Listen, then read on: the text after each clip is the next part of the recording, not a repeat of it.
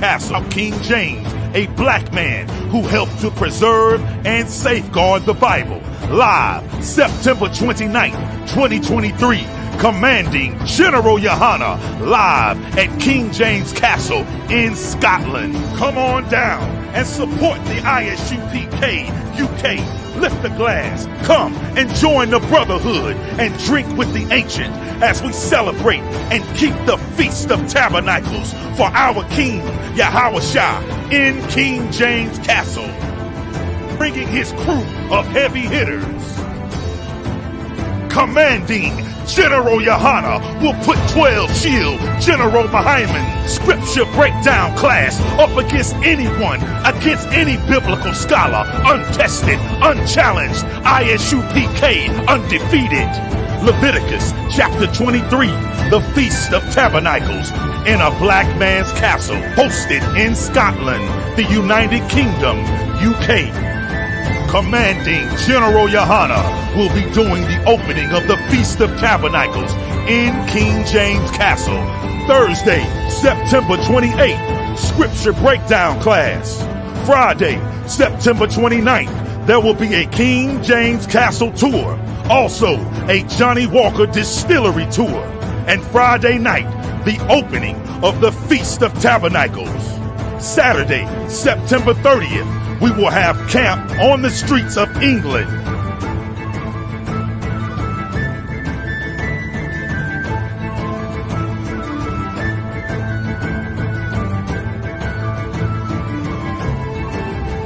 Sunday, October 1st, the UK Cookout. Monday, October 2nd, the Warwickshire Castle Tour. ISUPK under Commanding General Yohana at King James Castle in England. This is an absolutely monumental, historical event. Want us to stop. But man, don't we deserve a shot? Don't we deserve a shot to be the Lord's people? Israel, let's do it!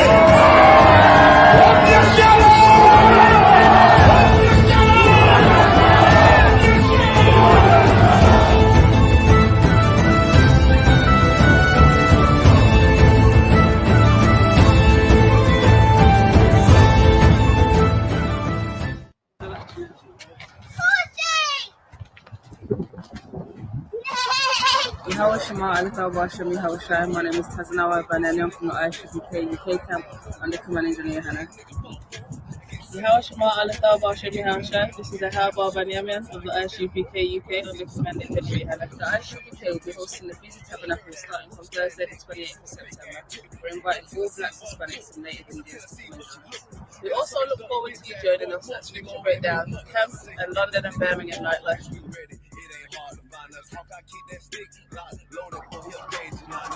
You can also look forward to a tour of the Johnny Walker factory as well as Warwickshire Castle. Captain Tazara and Captain Kotazar will be live in the UK for Stellan Radio. Joining Commander Jerry Hannan live in the UK for American Empire. And be sure to check out all ISUPK social media, that's Facebook, Instagram, TikTok, for all the information. Shalom. Woo!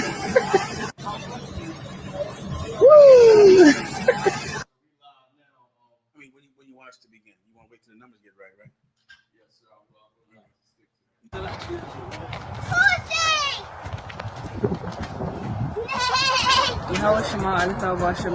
My name is Tazanawa Banani. I'm from the ISUPK UK camp under Commanding General Yohana. This is a Haba Banyaman of the ISUPK UK under Commanding General Yohana. The ISUPK will be hosting the Feast of Tabernacles starting from Thursday the 28th of September. We're inviting all Blacks, Hispanics, and Native Indians. We also look forward to you joining us at Scripture Breakdown, Camp, and London and Birmingham nightlife.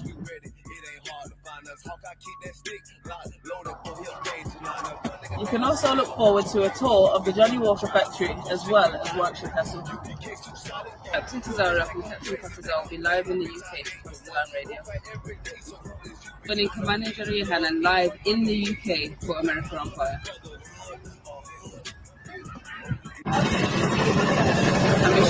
out all ISUPK social media, that's Facebook, Instagram, TikTok, for all the information. Shalom.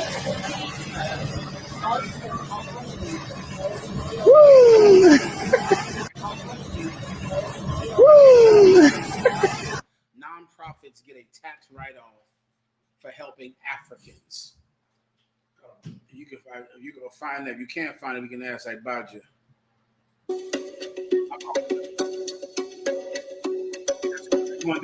Hello mate, I spun the hard Monday. Now your place when the cause I win the chase. Get straight to the pace from a day. Hey, shalom Israel, it's Captain Ishak, right here from DC. Don't forget, this September, end of September, the 28th, 29th, 30th, all the way up to October 4th and 5th, Commander Johanna and the ISUPK are going to be live in the UK, United Kingdom. We're going to be up in Scotland, in King James Castle. You see the nigga on my chest. Read it right there. King James, man, a black man. We're going to go to his family castle in Scotland and Edinburgh. That castle was built on a volcano. Now, that's some nigga shit, man. That's some nigga shit right there. Up on top of the volcano, brother. You don't want to miss it. Kentucky Camp Leader, you could get down. Kentucky Camp Leader, you could make this trip. You brothers in UK, you sisters in UK, you all come on through, man. Commander Johanna going to be right in your yard. Back hometown, we're going to be Birmingham, Manchester, Leicester, Nottingham, London, Croydon, everywhere done. Everything done. Now your face and body, London, done. Another plus clansman, bad man's kingdom, one dance, paint on gunman. And if I feel like sending the do action, recheck good man, so I get a wrong bang. My style, I'm a kick like Van Damme, Birmingham, London, England, Brampton. Listen up, them off the road, I find them from a dirty gun, mad dog, from a Burberry. Let us create me a papa with my pill, them got away a set senseless, pan the $1 million job. I still got the junk on the gram from my fans, I'm ready to it smoother than the dance, fit them up. Better know our time, pan the clock. You know watch them drop them last, pan them up. Dun in the London, dun. Another plus clansman, bad man's kingdom, one dance, paint on gunman. And if you feel like sending the do action, recheck good man, so I get a wrong bang. And my style, them a kick like Van Damme, Birmingham, London, England, Brampton. Can't how the girl Chester, now manifest that part money we are make away the vixen from the. That's why I don't know you. I'm not letting nobody sell you crack. You know why? Because I never saw you before. But you a black man like me. That's right. And it's worth something. This is Black Watch with Commanding General Johanna, the only man to lead blacks, Latinos, and Native Americans. God made man on this earth. The white man he made man. God made man. God wants man to obey him. Bringing you real news. You don't need a black man in the White House. You need a black man in every black house. For many years, there's a lot of black people who didn't realize how deep the racism of white America was. You ain't gonna do nothing unless you decide where you gonna stand at with the Most High. This station is now the ultimate power in the universe. Righteous solutions to issues plaguing our nation. Boy, you better wake up and see the power that is within blacks, Latinos, and Native Indians. Join us every Monday from 9 to 11 p.m. Black Watch. Let the show begin.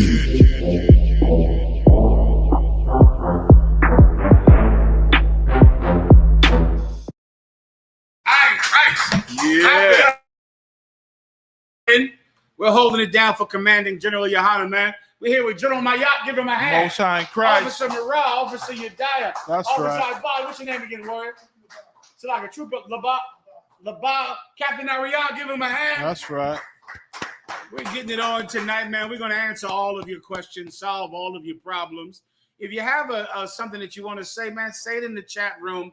The brothers in the chat room will bring it to our attention, and we'll answer your question and solve your problems and make your wife let you back in the house and make your children love you and make you and your brother, who you've hated each other for 10 years, finally forgive one another. If you ask us a question, we can help you with things like that. All right. For now, Officer Yediah, questions. Connor Wakan, sir. Police release body camera video showing officer fatally shooting pregnant woman. Let's play this, man. Let me tell you, man, you stinking, filthy, crooked cops all over the country, man. You're the problem, and you're the reason for the rise in crime. Right now, I don't know if you noticed, Mayak, but there's been a terrible rise in crime all throughout Chicago, California. You have people going into stores, taking everything out of stores, just destroying CVS, destroying Rite Aid, destroying different stores, and the people who own the stores are powerless to do anything about it at all because of the cuts that have happened to police forces all around the country because of the revelation of crooked cops all around the country. God. This is what you need. This is who you need to blame. In every crisis in your life, there is no crisis that can end unless you find out who do you blame for that crisis. Right now in America, there's a crisis of crime, a crisis of retail store theft, a crisis of murder and gun violence. And as you look at these crises all around the country, ask yourself, who's to blame? You know what fixes crime? Cops. If you have enough police officers, you can fight crime. If you're able to have police officers on the street corners, police officers involved in the community, police officers in neighborhoods and assisting people doing their job, that is how you cut crime. It aids in the cutting of crime to have police officers involved and doing their job. Do you know what creates crime? When you have crooked cops.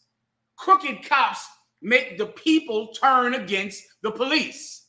Now the people don't want to see the police. The people don't want the police to patrol their neighborhood because instead of the police pulling over real criminals and policing the neighborhood, they're in actuality terrorizing the community. So now, after Freddie Gray, after all of the violence that the police do in the black community to average citizens, then the community doesn't want to see police anymore. And then the crime goes on the rise. And then, of course, what will people say the solution is? The police. We need more police. The police would be accepted and loved in the black and Latino community if they would stop committing just as much crime as the criminals. If they were not corrupt, then now the police could do their job. So if you hate crime in America, if you hate the murders, if you hate the retail theft, then you should blame crooked cops that tarnish the reputation of every cop in America. Blame them because they're the reason that people don't want to see cops anymore. Because the minute that they increase the police force to stop murder, to stop the retail theft going on in America, those same cops will be forcing people to sell drugs. Those same cops will be unaliving people simply because they were angry at them for running. They'll be strangling people outside of their homes because they're power-hungry pigs. I'm sorry you died. So, what do you want to say? I was just and abusing and abusing women. Abusing women and abusing women. This story is about what? Then we'll go into that. Break that story down, please. Oh, kind of a concert. Here's the problem. You would love to call the police and have the police come there to rescue you and to give you aid in your time of distress. But when you call them, they murder your cousin who has a mental disability. They murder your mother in the doorway of her house in a nightgown, or they murder your pregnant wife. Please. Or traumatize your 10-year-old son for life because he got to go to the bathroom. It's an emergency, and he pee in a parking lot on the side of the car. They cuff him and take him to a cell. Please, you're dying. Kind of a concert. Police in Blendon Township, Iowa, it's like Ohio, released body cameras video on Friday showing an officer fatally shooting a woman who allegedly accelerated on her car towards the officer after she was accused of stealing from a grocery store. Takia Young, I'm listening. Takia Young, 21, of Columbus, was 7 months pregnant when she died on August 24th, on the August 24th shooting, her family said. This is a 7-month pregnant woman that the police have unalived because she allegedly accelerated her car. You just stand by for that investigation to say she was sitting in the car with the keys out of the ignition, sitting there asleep in her car. Why am I saying that? Because those are actual stories where someone was asleep behind the wheel and the police shot them. This is why people hate cops. God. And the hatred of cops means that society, the community doesn't want to see cops in their neighborhood. They want to defund the cops. And then because there's no police, crime raises. Well, you better blame crooked cops for the raise in crime. Because if they would stop being so corrupt, people would welcome the police force. Can I give you an example? Trash men. Who in the hell hates the trash men? Nobody. Unless they throw trash up and down your block. Unless they empty a trash can out on your goddamn head, no one would ever say, defund the sanitation department. Have you ever heard that before, Mayak? No one. No one says, we have to defund the sanitation department. We're sick of the sanitation department. Even if you don't like your trash man, you damn sure know you need him. You know you got to have him. You know he's a necessary municipal power in your city. So you try to fix it or give him rules. But no one says get rid of trash men. Well, the police are a municipal power that you have to have. But if they're going to kill you, sleep in your house, and murder your wife and murder your child, then damn, I'd rather live than have police protection. Right.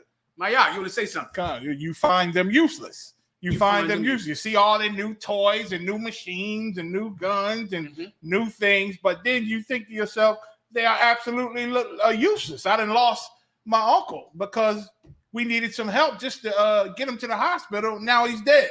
You know what I'm saying? So you find them useless and you don't want them no more. Like the general just said, you'd rather just live a fullest life as much as you can than to have them come around. Right. You want to call the police because your uncle, who has a mental disability, is tripping.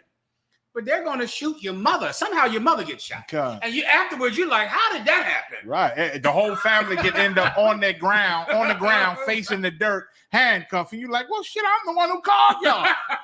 Or a dog bites your family. That's the worst thing.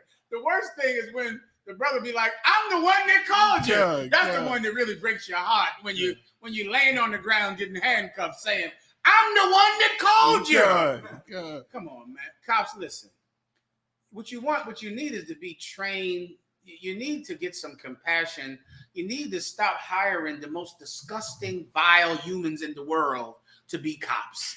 That's all. You need to let the Israelite School of UPK police the Black and Latino community. We can do it. That's the only answer. We can do it. And let me lay the blame on police officers a little more. Out in California, I believe the bill is called S554103. You can look this up. This is a bill in California that was pushed by all of the labor unions in California. Every last one. Today is Labor Day. All of the labor, look up the law in California that said that retail shops cannot stop a shoplifter. They get sued, I think, $2 million for each time a retail person stops a shoplifter.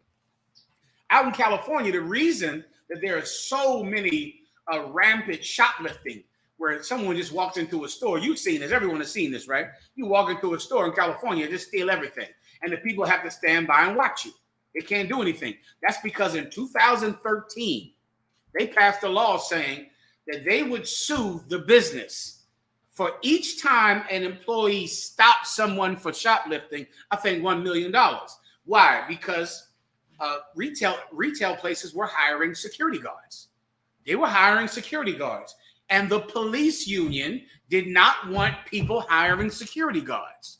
So they refused to let an employee of the business stop shoplifters because every restaurant, every store would hire security guards. And that took money from the municipal powers in those cities that fund the police and pay the police. And this law was passed in 2013. And so now people just tell their employees, if someone is robbing the place, I cannot hire a security guard because I'll get sued if this security guard stops someone from shoplifting. And now you just have to watch someone rob the store. That is from the police directly trying to kill the security guard union, trying to stop security companies from being able to hire security guards so that they could not defund the police. So the police would have to get more money. Am I making this up? Nick, brother, you can look this up. You just go Google this. That's all. What's the name of the bill, Mariah? You don't have it yet. Oh, you can look this up. This thing is S53. Look it up, Captain Ariel, one of you, the name of the bill. I probably have it on my goddamn phone right here. The police are the cause for the crime.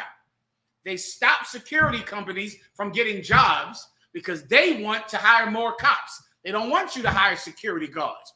They don't want the ISUPK to get the money that it could get to police these stores and police these neighborhoods. Come on. Comic-Con, the bill is called SB 553. SB 553. Read it.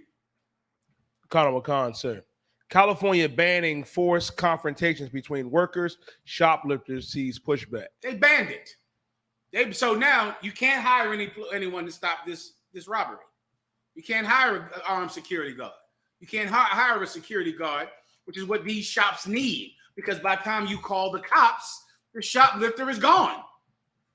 And all of the labor unions came together. This bill was unopposed. I'm quoting what it says when you look it up. This was an unopposed bill. And now what's going on? They're walking into the store, robbing the entire store in front of you. And everybody is on the internet like, this is terrible. This is lawless. The cops caused that lawlessness because they didn't want to let security guards get any money.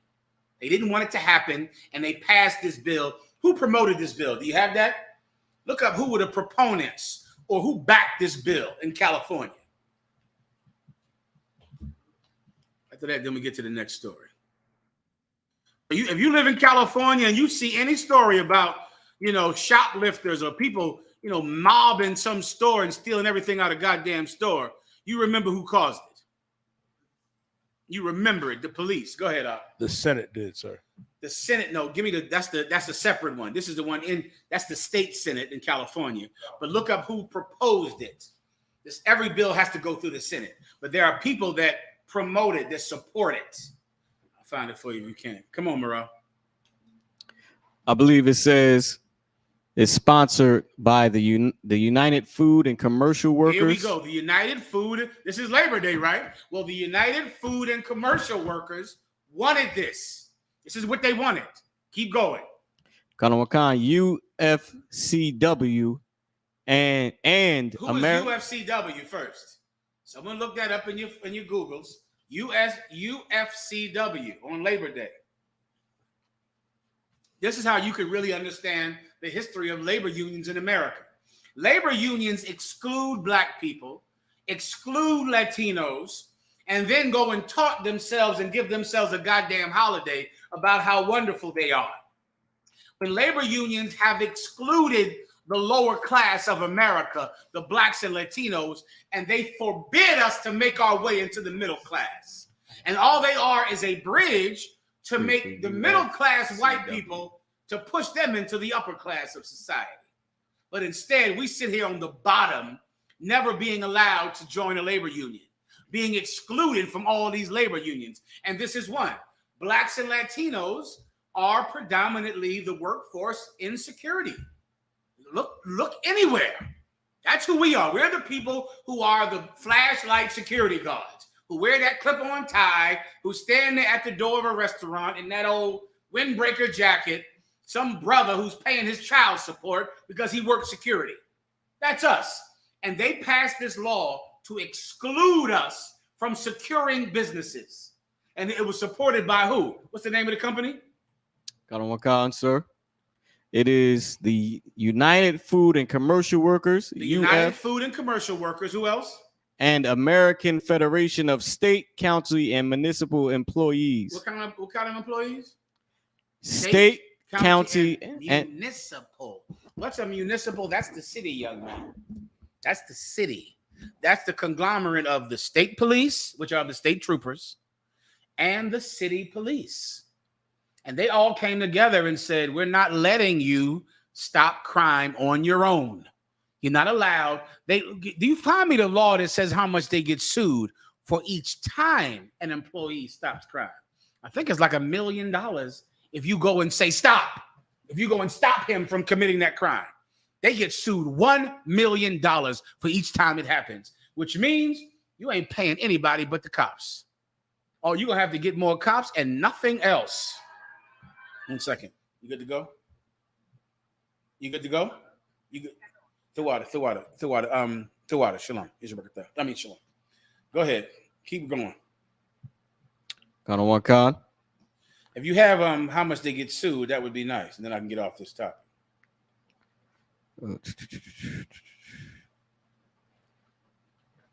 Lock here. Sounds a lot like organized crime too, General. It sounds like to me, Mike. I'll give him a hand. Like you can't even hire. I think extortion is the crime you're talking about.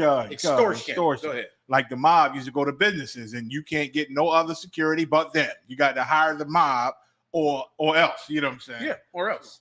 And that's exactly what California did. And now everyone is saying we need more police in California, in Chicago. I know you do, because they won't let you hire a brother to come down there and secure that store. Lock that thing down like a goddamn sister. Lock the whole thing down. But you can't, because the police won't let you. They'll see you. You have how much they get sued? Nah, so I'm looking it up now. Okay, go ahead. Let's go to the next story. You there?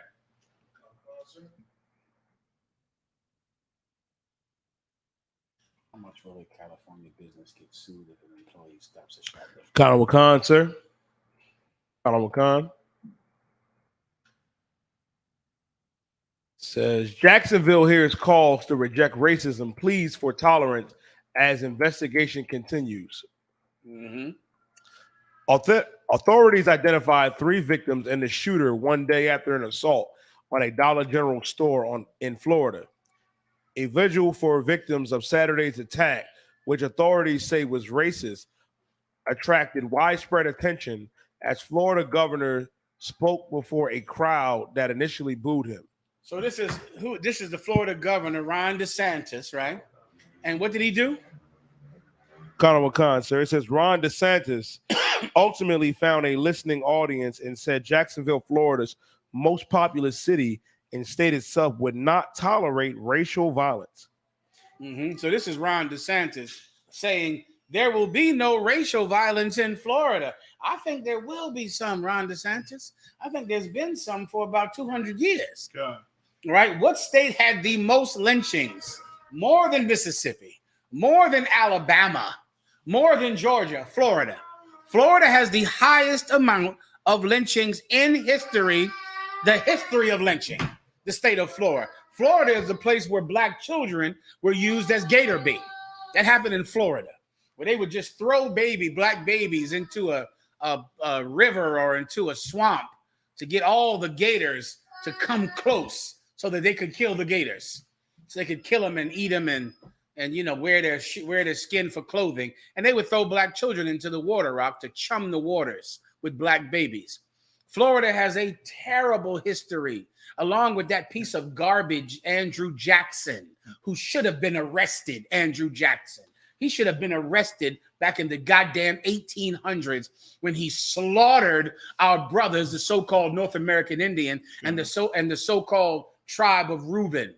The so-called Seminole Indians, who are actually the tribe of Reuben, when he slaughtered them in Florida. And he should have been arrested in the 1800s, along with every other stinking ambitious president. Okay. And Ron DeSantis is one of the main ones banning those books about that history, about black history in Florida. You understand? I think you're right, Maya. There's no racism. If I may, sir, to add to what 12 General Mayaka Al is saying, Rosewood was one of the first cities that was burned to the ground, and that's in Florida. How'd I forget? Give him a hand. Yeah, that's where Rosewood is, Maya. Rosewood, which most black people know about Rosewood today, that was in Florida, young brothers and sisters. Right? This is one of the most racist places in America. Of course, Ron DeSantis is saying, we will not tolerate racism in Florida. Cut to Disney World. Put it up on the screen real fast. Cut to Disney World this week. Go. Because Ron DeSantis said, listen, man, I ain't tolerating all that racism down here in good Justiceville, Florida, where we love blacks and Latinos with all our heart and our soul. Cut to this week in Disneyland. Officer Yedaya. Neo-Nazi groups spew hate outside Disney World and near Orlando, officials say. Yeah, this happened this week, right? This week in Florida. Why does every group of corrupt cops want to all wear the same color. These cats are just like the purple pigs right here, Maya. But show me the big view of them. Show me the big view of them marching in front of Disney World if you have that. This is one of them all wearing the same goddamn color, just like the purple pigs in the IUIC. A bunch of scumbag, corrupt cops who think that they can intimidate people into believing what they believe. And they brought this to Disney World this week. It's a giant picture where they're of course holding the SWAT sticker and all wearing the same red and black. It's all over the goddamn place. I'll take that one right there, that big one, Mirage. All right. This happened this week outside of Disney World, right there. Oh, just like the purple pigs all wear purple, Maya. This group of people that think that they can use physical violence, physical force to push someone into believing their ideology. Well, this group wears red and black, like the IUIC wears purple and gold. And they believe that they can go to Disney World and say, believe in what we believe. Believe in what we believe. Believe in what we believe. Just like the IUIC. This happened in Florida this week. Ron DeSantis said that's not going to happen in Florida. It will. Sure it will. Because that's what the people want, Ron DeSantis. Right. They want that. And that happened in Florida this week. And of course, Florida is going to be always what it always has been, just like New York and Chicago and Los Angeles and every other city. Our oppressor, those are the same families that have been ruling for 200 years. The same exact families. Do you know how consistent the rulership in America and Great Britain and France is? They're the same people, the same family. Do you know that every president, I think, but 2 of them are related? Does anyone know that? Google what I just said just now. I think every president but 2 are all cousins, every last one. And that includes Barack Obama. He's cousins with other presidents. Because not only will nothing change, the same bloodline has ruled America for 200 years. There won't be any change at the top of America. Change in this country, change in France and in Great Britain and in Haiti and Mexico must come from the bottom. The people at the bottom have to change. But there is no way that the governor and the president is ever going to change. Do you have what I asked for? Mirage. Kanawakan, sir. It says about half of the U.S. presidents are related to another president. Can you imagine the odds on that, Mayak? There's only been 45 of them. Right. Can you imagine the odds of half of them being related to other presidents? Half of them. It's astounding. And one of those part of the half is Barack Obama, whose mother was related to a president. Barack Obama's mother. Do you think that some government will change in America? Even the people won't change. The families won't change. It is never going to change. What changes in every oppressed society is sooner or later, if the oppressed are the children of God, God comes for them and God destroys their oppressor and puts them in government. That happens all throughout time, all throughout history, and it will happen here in this time. You die. Next story.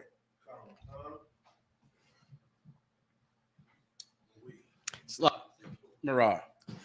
If I could, sir. If I could, sir, that just proves that voting ain't gonna help you. Everybody's so big on that voting. That voting ain't going on. If all the presidents are related. If you were smart, you would look to see who is related to another president and vote for that person, because that's who's going to win at least 50% of the time. Right. All right.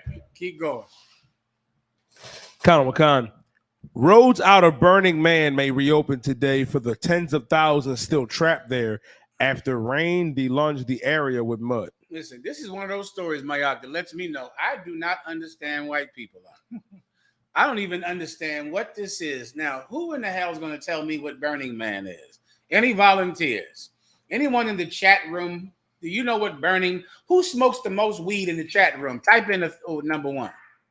Whoever smokes the chief amount of weed in the chat room. Who is smoking weed in the chat room right now? Put a W.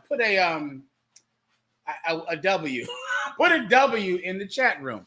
And then tell me, what is Burning Man? What in the hell is that? Who smokes weed in this room right here? Raise your hand. Give yourselves a hand. I thought I could catch it. Although Ariel was a little fidgety. Ariel did a little, his shoulders went a little like this. That's all. I ain't accusing him tonight. Like but he had a little shoulder in him right there. All right. Yeah, man. Ain't no weed smokers in this room. Yeah, right. I don't care what the hell y'all talking about. The point is, Burning Man has something to do with drugs. That's the point I'm trying to make, my yacht. And it is 70,000. This is much I know about Burning Man. It's a concert. Unless someone wants to explain in the chat room. It's a concert where they listen to, I think, like the Grateful Dead or something like that, or, real drug addict-y rock and roll people from the 70s. Yeah. Mirage. If I may, sir, we got 2 W's in the well, chat listen, they honest. Give them a hand. Come on, W. Come on, weed smokers. They told the truth in the damn self. Get their names and write them down. What is Burning Man weed smokers in the chat room?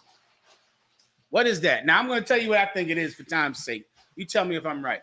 It's like a music festival, okay, where somehow they got these things now, Mayak, where it's like a concert, but it's a festival. Somehow it's like got clowns and like a circus and a concert all at once. And people are there selling all types of drugs and new weed and new strains of balloons you can suck on and get high from sucking the hell out of a balloon. Mm-hmm. So it's like a circus and a concert.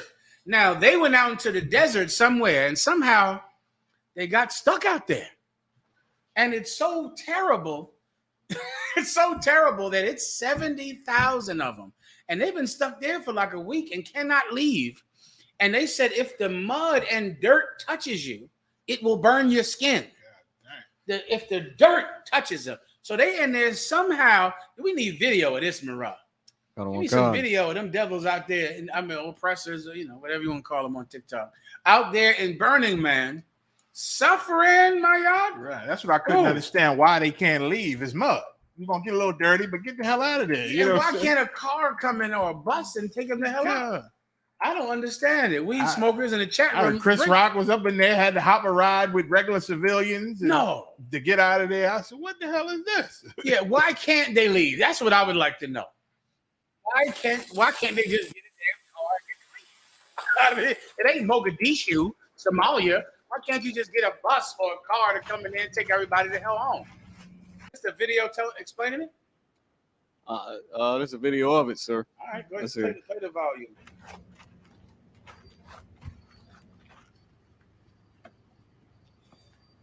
They can't read that. You got somebody talking? Do that.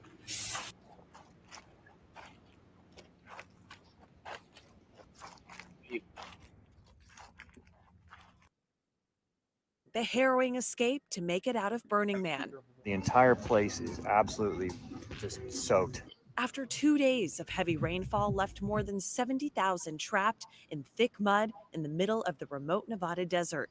Driving a vehicle right now is impossible. There is absolutely no way you can move a vehicle through this right now. The local sheriff's office now probing the death of one person during the rain event. The cause still under investigation. But the festival says the death was not storm-related. I think I could be trapped here for a couple more days. The unprecedented downpour started Friday. Festival organizers telling burners to shelter in place and to conserve food, water, and fuel. One of the weed smokers said they got love tents and all that out there. Did you all know that this was likely going to happen? We get a daily weather report. There is no cause for panic. Burning Man CEO Marianne Goodell telling me the self-reliant community of burners came well prepared for desert extremes. The new fentanyl. We've made it really clear that we do not see this as an evacuation situation and that the community is patient and the water is drying up. The sludge not stopping some from making the treacherous journey by foot. We took everything we needed to survive on our backs. Desperate to make it back to their children at home, Bear Kate and his wife walked 6 miles to the nearest open road. There were actually rivers that were flooding through the playa where we had to test and see how deep they were. My wife was carried across the river by a very strong man who carried her on her back. Some celebrities literally following in their footsteps. We walked 3 miles now. We got, I think, 5 more. DJ Diplo and comedian Chris Rock also trudged for miles before being rescued with good Samaritans. Back at the camp, trapped burners coming together and holding on to hope that the weather finally clears in time for the annual Burn the Man finale, proving... God damn it, Lord. Send monkeypox there. Lord, look down from heaven in your grace and mercy and send AIDS and monkeypox to the desert to do thy will. Give the Most High hand. Send it down there. That's a ripe environment for disease, right, right. A new sand virus. Send sand AIDS. Sand AIDS and sand pox down there to Burning Man. Why? Because can you imagine the whole world's looking at this place? But these 70,000 rich oppressors are in this place. And we sit every day and live in that exact place in a hovel, in some shelter in those same deserts. Don't you know that's where the North American Indian lives? There. That's where the North American Indian lives, right there. There are reservations right there where they suffer and starve there. And they can't leave. And rich white people come to that place probably once a year and do every drug and have illicit sex. The weed smoker in the chat room says they had love tents where they can sit and have orgies for 4 and 5 days in a tent. Lord, with thy mercy, great and tall. Send sand AIDS down there to Burning Man. Send the sand AIDS and the sand pox down there and let it spread, Lord, among the love tents and among the drug addicts. Send it down there. Why? So that finally they can have mercy on people who are homeless, who don't choose to be homeless. These are white people who choose to be homeless. And meanwhile, we sit and we are homeless every day because we've been stolen and been robbed from. Right. And that's what's happened. And it's 70,000 of them. I never even heard of the damn thing. And they got healthy bank accounts. Oh my God. But want to live in the mud. Rich. 1 second. Rich, keep going. Rich people.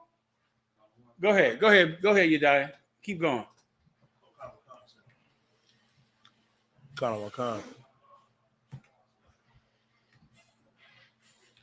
It said roads out of the... Sorry, Marag, go ahead. So like I said, if I could, it's definitely heavy because it just shows what America is really about. In the same place, that the people live who land they stole, they suffering. Yeah. But the people who stole the land, they are celebrating and living their life. And I'm pretty sure I ain't never heard of this. So I'm pretty sure it's like a rich thing. So you got to have benefited. It's going on for years. This is for the richest people in the world doing this garbage right here. And they doing it with no conscience and feel nothing for the immigrants. Now the immigrants try to come to New York out. Wrap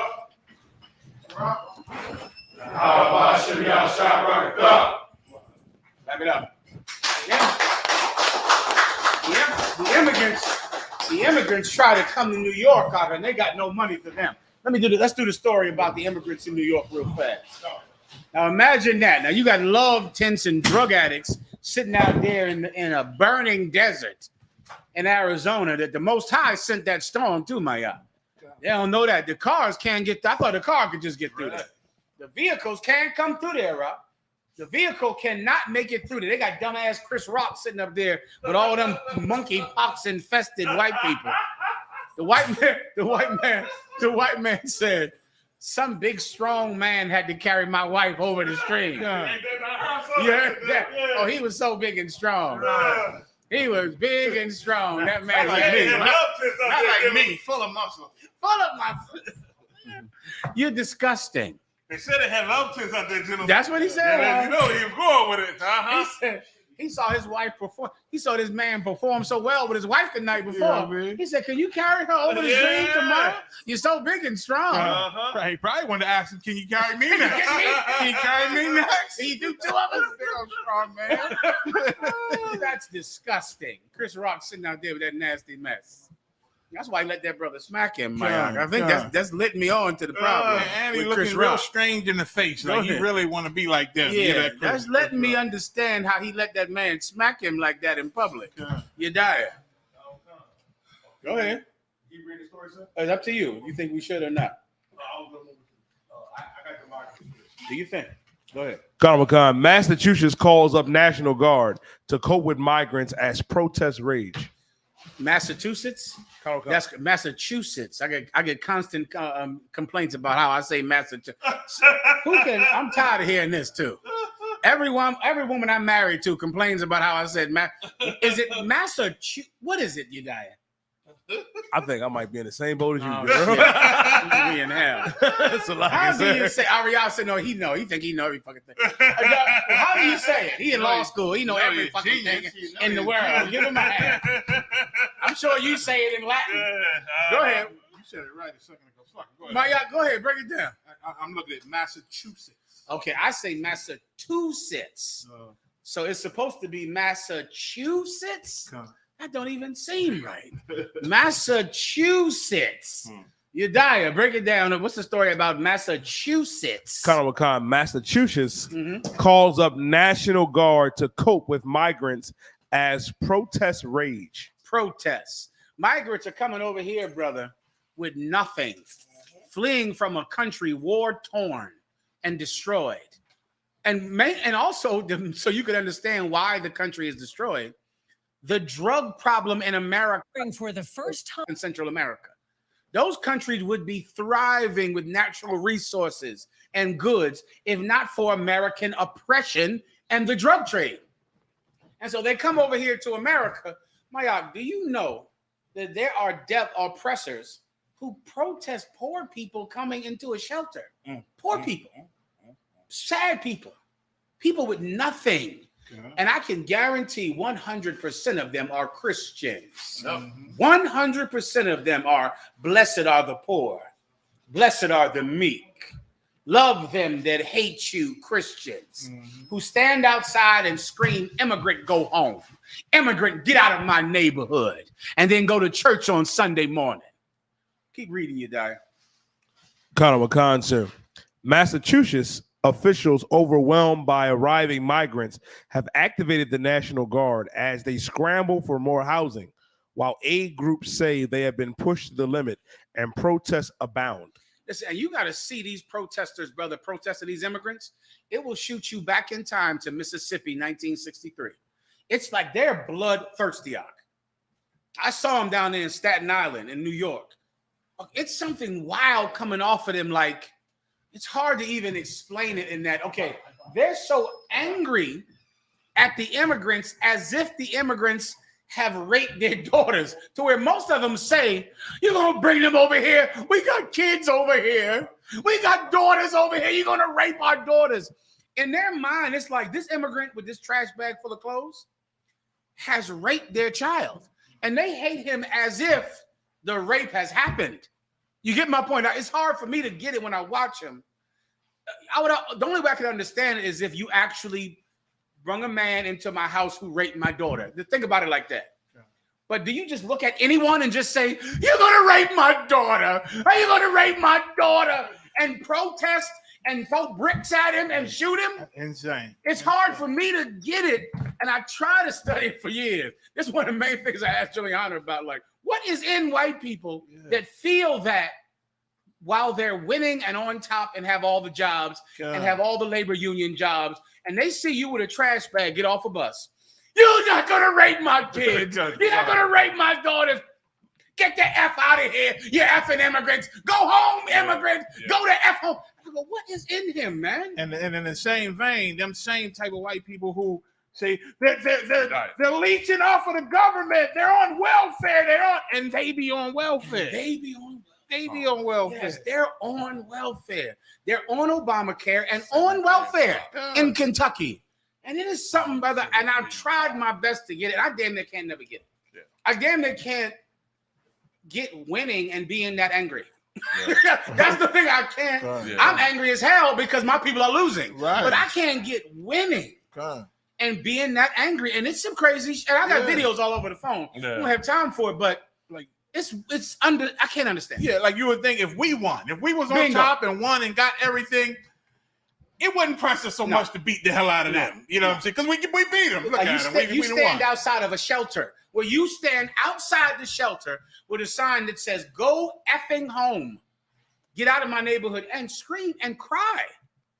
Screaming about it. Play this cat, Scott Lobayo in Staten Island. And It's something to understand. Well, this happened. They had to bring the National Guard out because there's some homeless shelter that let someone from Guatemala come into the homeless shelter. And they're out there screaming, and they're going to kill those people if the National Guard does not intervene. Just like 4 little black girls that went into a school in Alabama in 1963. Where they are going to kill them. And it's the exact same thing. As you see 4 little black girls in beautiful little dresses come into a high school, they had to bring the National Guard there because they were going to kill those children. And it's hard to understand it and to get it, but it's in them, Mark. It's something that's in them, and it's as old as Jacob and Esau. It's as old as the serpent in the garden. And we would never treat them that way. Nope. We would never do that to them if they were in need, if they were poor. We would never treat them like that. Give me the one in New York. Go ahead, House. Why he did? Does he have it? Because I wanted to bring out a scripture on it. I think Always. I make Get it the on. point, General. Get it on. You know what I mean? Do you have the person that General Muhammad asked for yet, Mariah? He can hold it if you want to break it out now. Get it All on. right, give me Psalm 73 and 5 real fast. Comic-Con, book of Psalm, chapter 73 and verse 5. They are not in trouble as other men. Like the oppressors in this country, they're not in trouble like everybody else. They're immigrants. No. Like they're not living like them. No. They come in here to get help. They're not living like how the immigrants are living. Go ahead. Kanawakan, sir. Neither are they plagued like other men. It's very simple right there, y'all. They're not plagued like how the immigrants are. They're not like them. They're not living like them. They're living good. Living lavishly. Go ahead. Kanawakan, verse 6. Therefore, pride compasseth them about as a chain. That pride is inside of them. Go ahead. Kanawakan, violence covereth them as a garment. This is what General Muhammad was saying. That violence covered them like a gun all over them. If it wasn't for like how General Muhammad said, the National Guard, they would kill them immigrants, man. They would slaughter them, like how they was trying to do down at the border. How they was coming across, the cat and the horse whipping them with water. They carrying water across the water and getting whipped at the same time. That's our oppressor. Keep on going, brother. Kanawakan, verse 7. Their eyes stand out with fatness. Meaning how they living. They rich, living lavishly, lovely. You know what I mean? That fatness, that how they live and how good they are, all the money they have. Go ahead. Kanawakan, sir. They have more than heart could wish. They have more than a heart could wish, man. That's this land called America without oppression. They got money in here. They got wealth in here. They got more than what your heart can wish for, man. And don't want to help nobody out. You understand? Go ahead. Kanawakan, they are corrupt and speak wickedly concerning oppression. Say it again. Kanawakan, sir. They are corrupt and speak wickedly concerning oppression. This is going to go to what General Muhammad going to bring over that cat right there. They speaking wickedly, man. You know what I mean? Go ahead. Kanawakan. They speak sluggy. They speak lawfully. Meaning they speaking high. You know what I mean? That pride. They speaking high about how they living and what they have. So I just wanted to bring it out. It seems like that one fit exactly what you where is that precept at? Psalm 73. Sir. Like it's weird. It's weird how they hate the poor. Like it's weird how much they hate the poor. But then it's another level because not only do they hate them, it's like if they hate you, they want you dead. Like that's the only solution. I want you dead. Like when so-called immigrants was coming across, and they starving and damn near just making it, just surviving. And people was leaving water out for them just so they don't starve to death or die of thirst. And the damn Esau was pouring the water out. He was finding the water and pouring it out like they can't even have water. They gotta die. I don't like you. You gotta die. It's an amazing clap it up. Most times Christ. It's an amazing thing.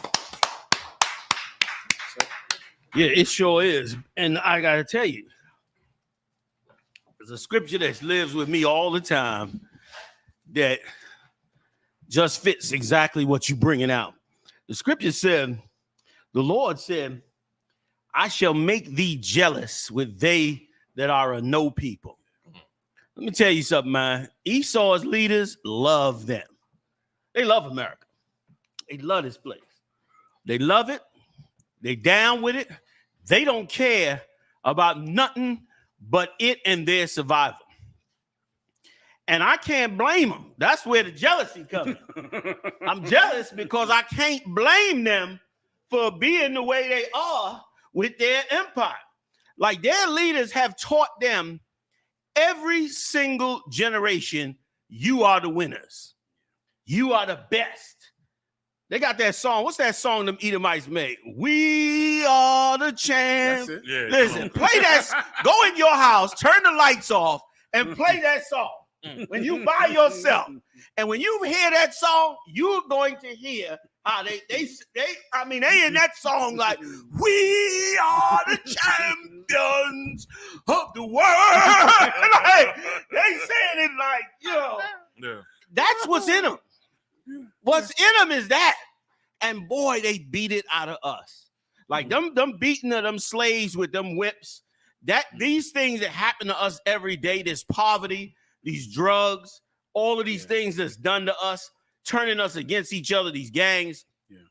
Every bit of it takes us a notch down from our spirit. And every bit of what they live takes them a notch up from their life. We live in two different lives. Our life is struggling to survive and not fall. Come on. Their life is deciding what great thing they want to do in the world.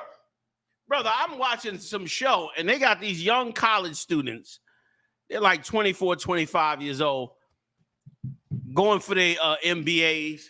They are out in the middle of the ocean on some giant ship studying some creature that they've been studying for decades, some creature that lights up a certain way in the water.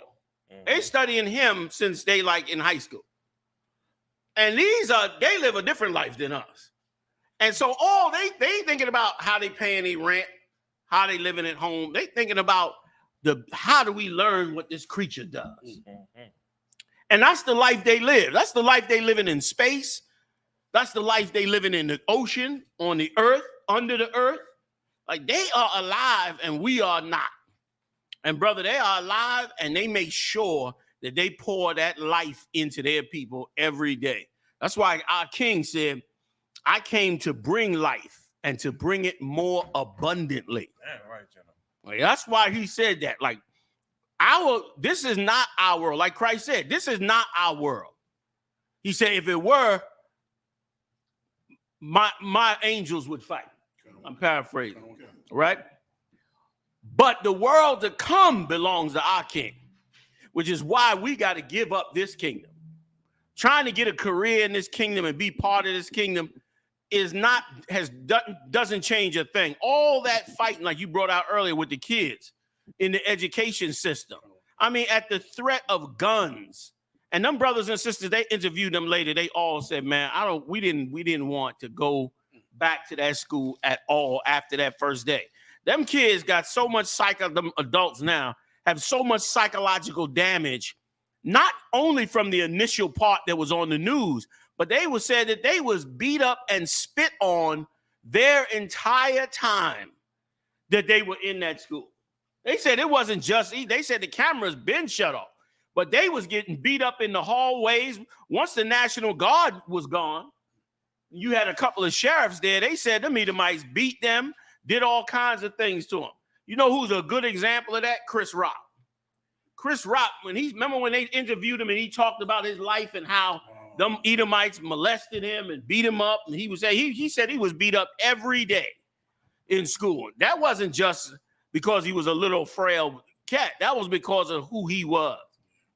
And they went through that same thing. And brother, that's why we got to build Christ's kingdom. That's why what we do is so great. Because our mind is different from the mind of our brothers and sisters in the world. Our brothers and sisters in the world are caught up by the lust of the world. That's why Christ came back and said, the love of this world is enmity with the Father. Mm-hmm. If you attach yourself to the love of this world, you're going to be an enemy with the Father, because those attachments are designed to destroy you. Mm-hmm.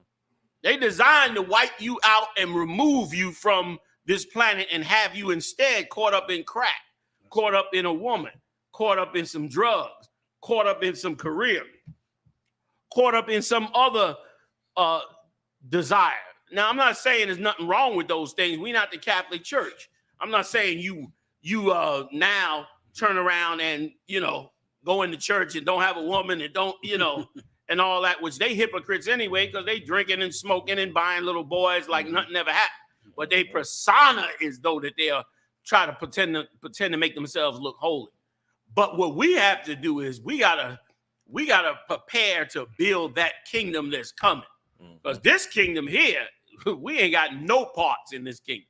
And they will never understand us. Like the scripture said, he that shall not regard the old nor the young, nor show favor to the young. Like this is a man that ain't gonna have no mercy on us, because something you always bring out, that psychologists bring out, that people really only have compassion on people if they can relate to their suffering. Yeah.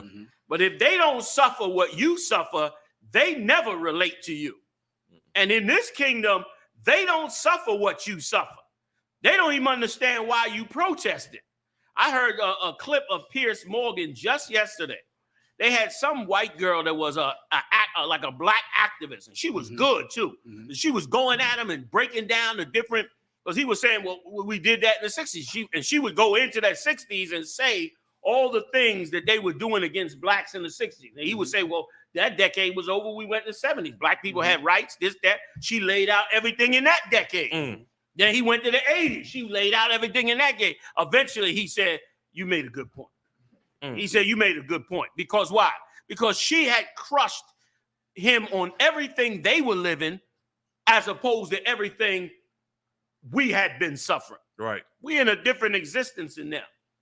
You know what I mean? And that's why our awakening is everything. Us waking up to the knowledge of the Bible, I'm gonna let y'all get back in, Salaki. Us waking up to the knowledge of the Bible is the total change of worlds between their world and our world. That's the only difference. The only difference is exactly what took place with Moses. It was simple.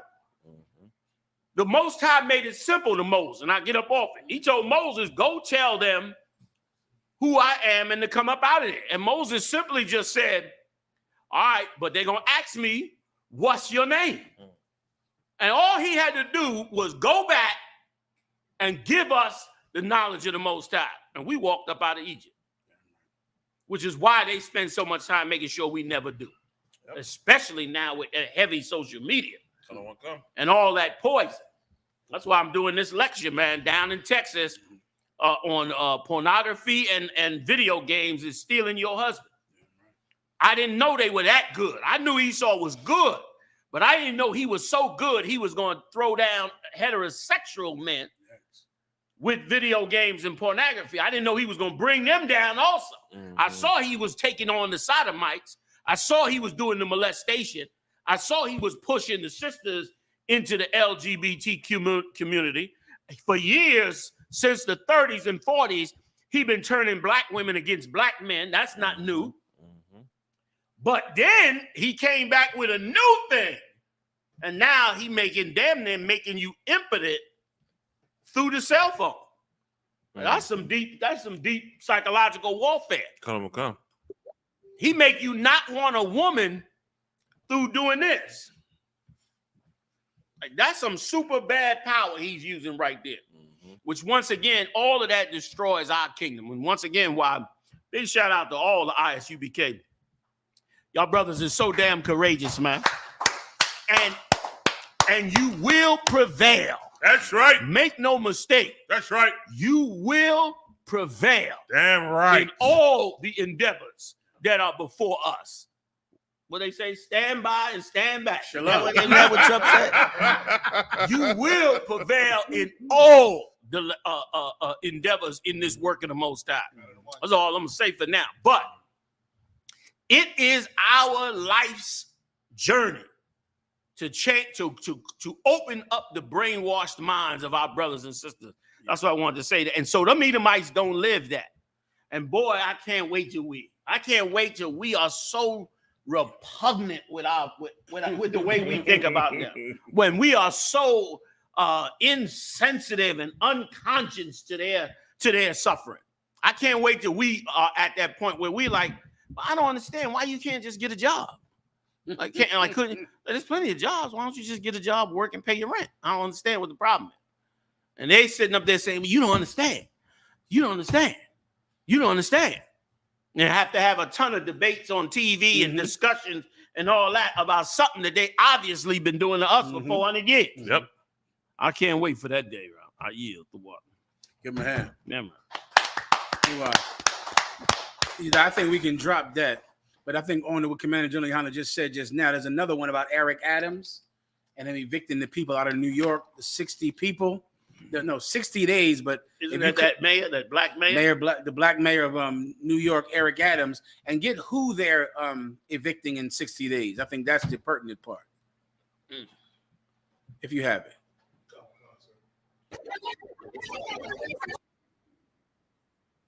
We can drop all that for time's sake, but that's good. That's on to the point that Commander General Yohana House was bringing out earlier. All right, sir. Honorable Khan, sir. Mayor Adams put 60-day limit on shelter stays for adult migrants. That's not the whole story. This is only referring to men. If you can find that, that's the story. Wow. This is only, and it's perfect for today, if I could, sir, because it's Memorial Day. Let me give you another, if I could, a point of it's like Labor Day, sir. Labor Day, throughout of brainwashing. Whenever you see stories like this, right, it'll always feel like it's not cruel because they're kicking out men. This goes through every story. You know, like on a ship, if the ship goes down, women and children first. They get on the boat first. Men have to die. And whenever the story about immigrants and the story about how our oppressor treats our people comes up, it'll always feel like, well, maybe we'll let the women and children live in the shelter. But you're letting men in this shelter. And that story in Staten Island, that's all they kept saying. You told us it was only going to be women and children. There are effing men in that shelter. Damn. Men are coming in that shelter. That's in all those videos. Well, Mayor Eric Adams gave all of the men 60 days to get out of this shelter. And I just wanted to bring it out to show, because it's a Labor Day, to show that that's a myth, that black men and Latino men are the ones you have to watch out for. We can't let Hispanic men of military age come in this country. We can't let men come in here. That myth comes from the fight for labor in America. That's where that myth comes from, because black and Latinos are not a threat to crime when they come into this country, because black and Latino men come into this country and try their best to be model citizens. They're scared to death of the INS. They're scared to death to get deported. All they want to do is find a job somewhere and keep their head down and stay in America. But they are an absolute threat to the labor force in America. And because of that, they hate immigrants who are men, because they are the competition for jobs. They're going to celebrate Labor Day today. They're going to celebrate it like, oh, this is the greatest thing in the world. Just remember, every Labor Day, you were not allowed to participate. You were not allowed to join a labor union. Let me show you right here. Is this the one I asked for about men? You can play it. If it's maybe he'll say it on the clip. Have no more room in the city. And Mayor Eric Adams says without more federal and state support to take in and pay for the continued migrant crisis, his team will now begin telling adult asylum seekers without families they have 60 days to move out of shelters. Once that notice is given, they will get help identifying friends and family they can stay with and resources for finding a job. We're going to intensify that effort. And our goal is not to increase street homelessness. The notices will be given on a rolling basis, beginning with those who've been in shelter longest. The mayor's team did not have an exact number of how many would be impacted, but New York City is still actively caring for more than 54,000 migrants. 2,800 arrived just last week. Over the last year or so, 90,000 have come to the city, meaning tens of thousands have been able to find other accommodations. And the mayor stressed that even though border crossings are down, most are still finding their way here. The funnel now is New York City. We still have the ongoing crisis. City Hall will also step up messaging along the southern border with flyers, essentially telling asylum seekers not to come to New York, that there is no shelter guarantee. When you go research the story, the men have the 60-day notice. I got it in my phone. The men. And also that thing in Staten Island, that's what they're so angry about, because they hate men, because men compete for jobs. And so men will always be the ones that have to get killed first. They have to get lynched first. That you can't never let in the country. You can let women and children in because, of course, they're not going to be at the construction site fighting for a job with some Irishman. But that Mexican brother that comes into this country, he is a direct threat to their paycheck. Him, that West Indian, that Guatemalan, he is going to be a direct threat on the work site. Maybe we need the other video, the one where they're protesting and going crazy in Staten Island. That'll make the point again. Haas. General, if I could, like in that construction business, like the Latinos is running the damn there. Like you can't do nothing without them. Them cats get up there and build something in like 20 days. And I know our presser is pissed off because they're taking all the jobs. Like you can't really do nothing now without them. They know that. Because they are so good at what they do with that job. And they're non-union. And yes. Listen, it's almost artwork. Yes, it is. If you see them, it's better than a Broadway play. The way they roll in, brother, and when they, especially if they close to the Instacart, I mean their own land, they come up in here, brother. They bad. Them Instacarites is badder than the bone. They could get down. You know what I mean? Other tribes got other specialties, but they can build some things. You ain't gonna tell me they ain't building pyramids to lock out you. And they ain't gonna rob you like Esau. No. You know what I'm saying? And Esau, he'll rob you, he charge you up, and he time it out. He don't go through it. He take his time and make the days that you hire him for match the money. You know what I'm saying? He take his time. And he did to them exactly what he's done to us time and time again. There was, like we always used to talk about, first of all, immigrants traditionally were able to come to the United States, work for a less than a minimum wage. That's it. And most of the time it was in agriculture. But what started happening is them brothers started ending up at Home Depot. And then they started making the money, and the Edomites was losing money because they was charging exuberant prices. Issachar come in, man, I do that for $50. You come in there and do it better than the Edomite for $50. It'd be 20, 30 of them damn near at every Home Depot and Lowe's. Esau saw that, had this immigration thing go down, and pushed all them brothers out. And now all the grass cutters and all that, most all of them, unless it's somebody that's fully legally here, then it's mainly Esau. Esau took all them jobs back. Now, to call in a contractor to get work done, you got to have. It takes time to get them in there. Yeah. The prices are ridiculous. The prices are mad high. All of that. When them brothers in there were doing it, once again, like you said, like they had to get oppressed. Everybody has to be oppressed for Esau to have all the lust and the greed that he wants, which is why he won't have anything in the end. Salaki, good. Go ahead and play your dad. Salaki, anyone will do. We don't have a lot of time. We'll just do it quickly.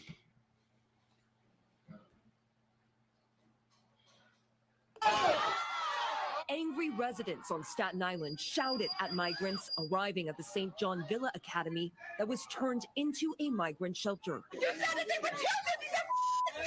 Just yeah, that's what she said. Rewind that right there. Introduced a lawsuit against a migrant shelter. When she said, break it down, what did she say? You said there was going to be children. These are effing men. These are men. They all screaming that. These are men. These are men. And that seems very believable to people. Like when you hear it, it's like, well, we'll take in the women and the children, of course. They're sweet and harmless. But we can't let a man come in here. And that is prevalent. Yeah. Like a black man, a Hispanic man, that's the dangerous one. Because, of course, white men don't molest anybody's kids. They never touch anybody's children. No, of course not. Exactly. They never been a Catholic priest that ever harmed a child. Exactly. But black and Latino men is scary because of labor. Yeah. Because of the labor unions. Yeah. Because you're a threat on the job site, not in the neighborhood.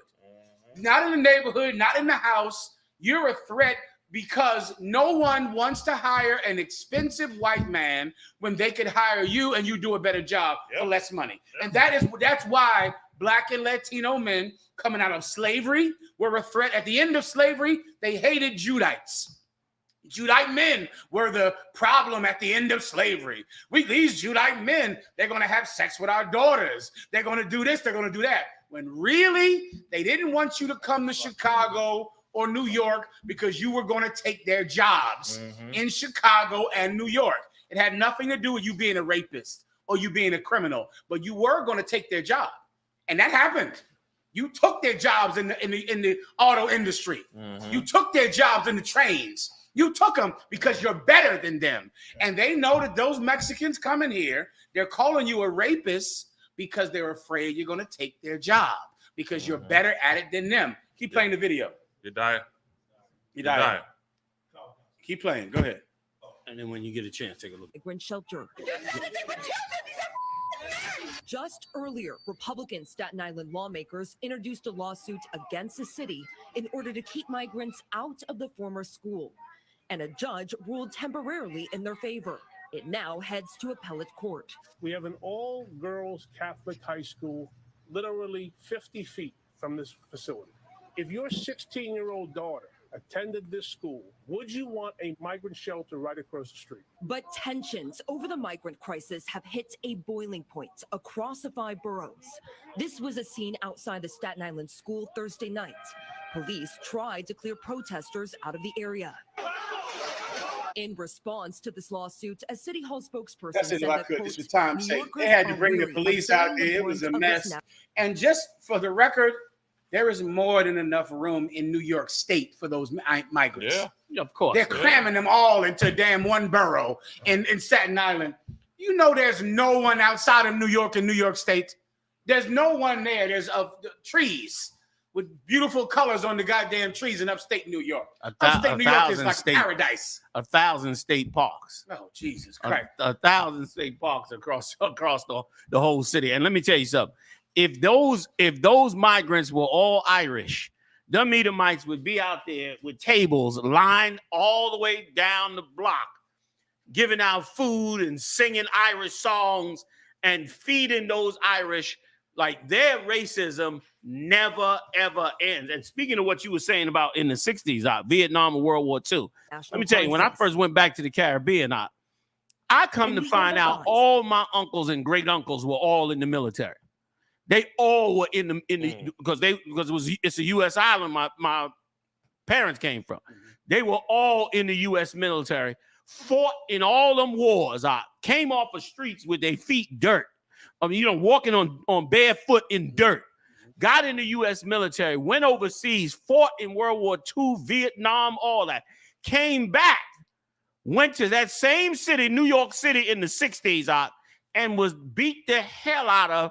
And damn near chased out of there. They stuck, but damn near chased out of there by the Edomites in that city. Like they were coming back with their uniform. So this man hated them.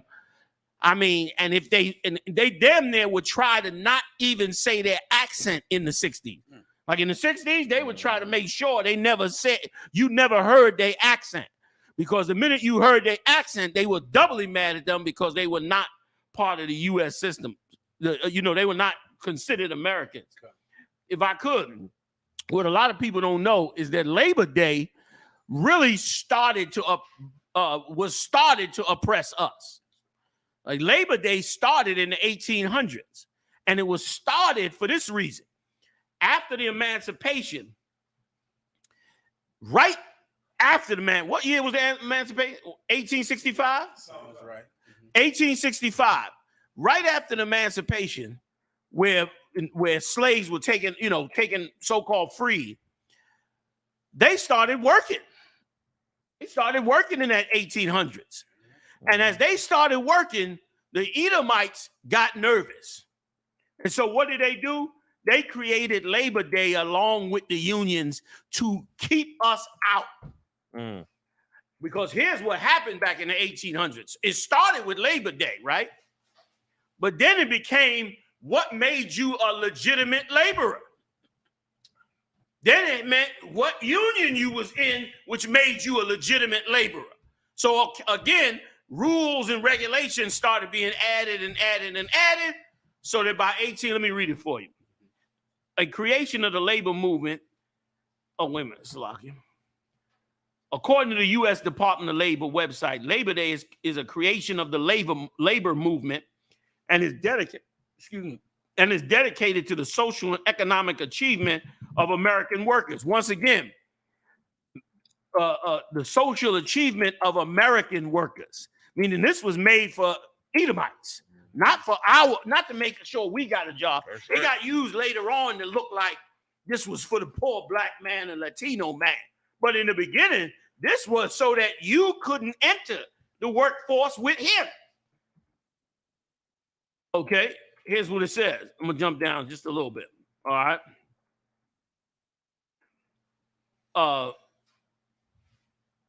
Okay, blah, blah, blah, blah, blah. In 1894, this is about 10 years later, the Pullman strike, 1894, y'all. The Pullman strike in Illinois, as well as a series of unemployed workers' riots on May Day in Cleveland prompted U.S.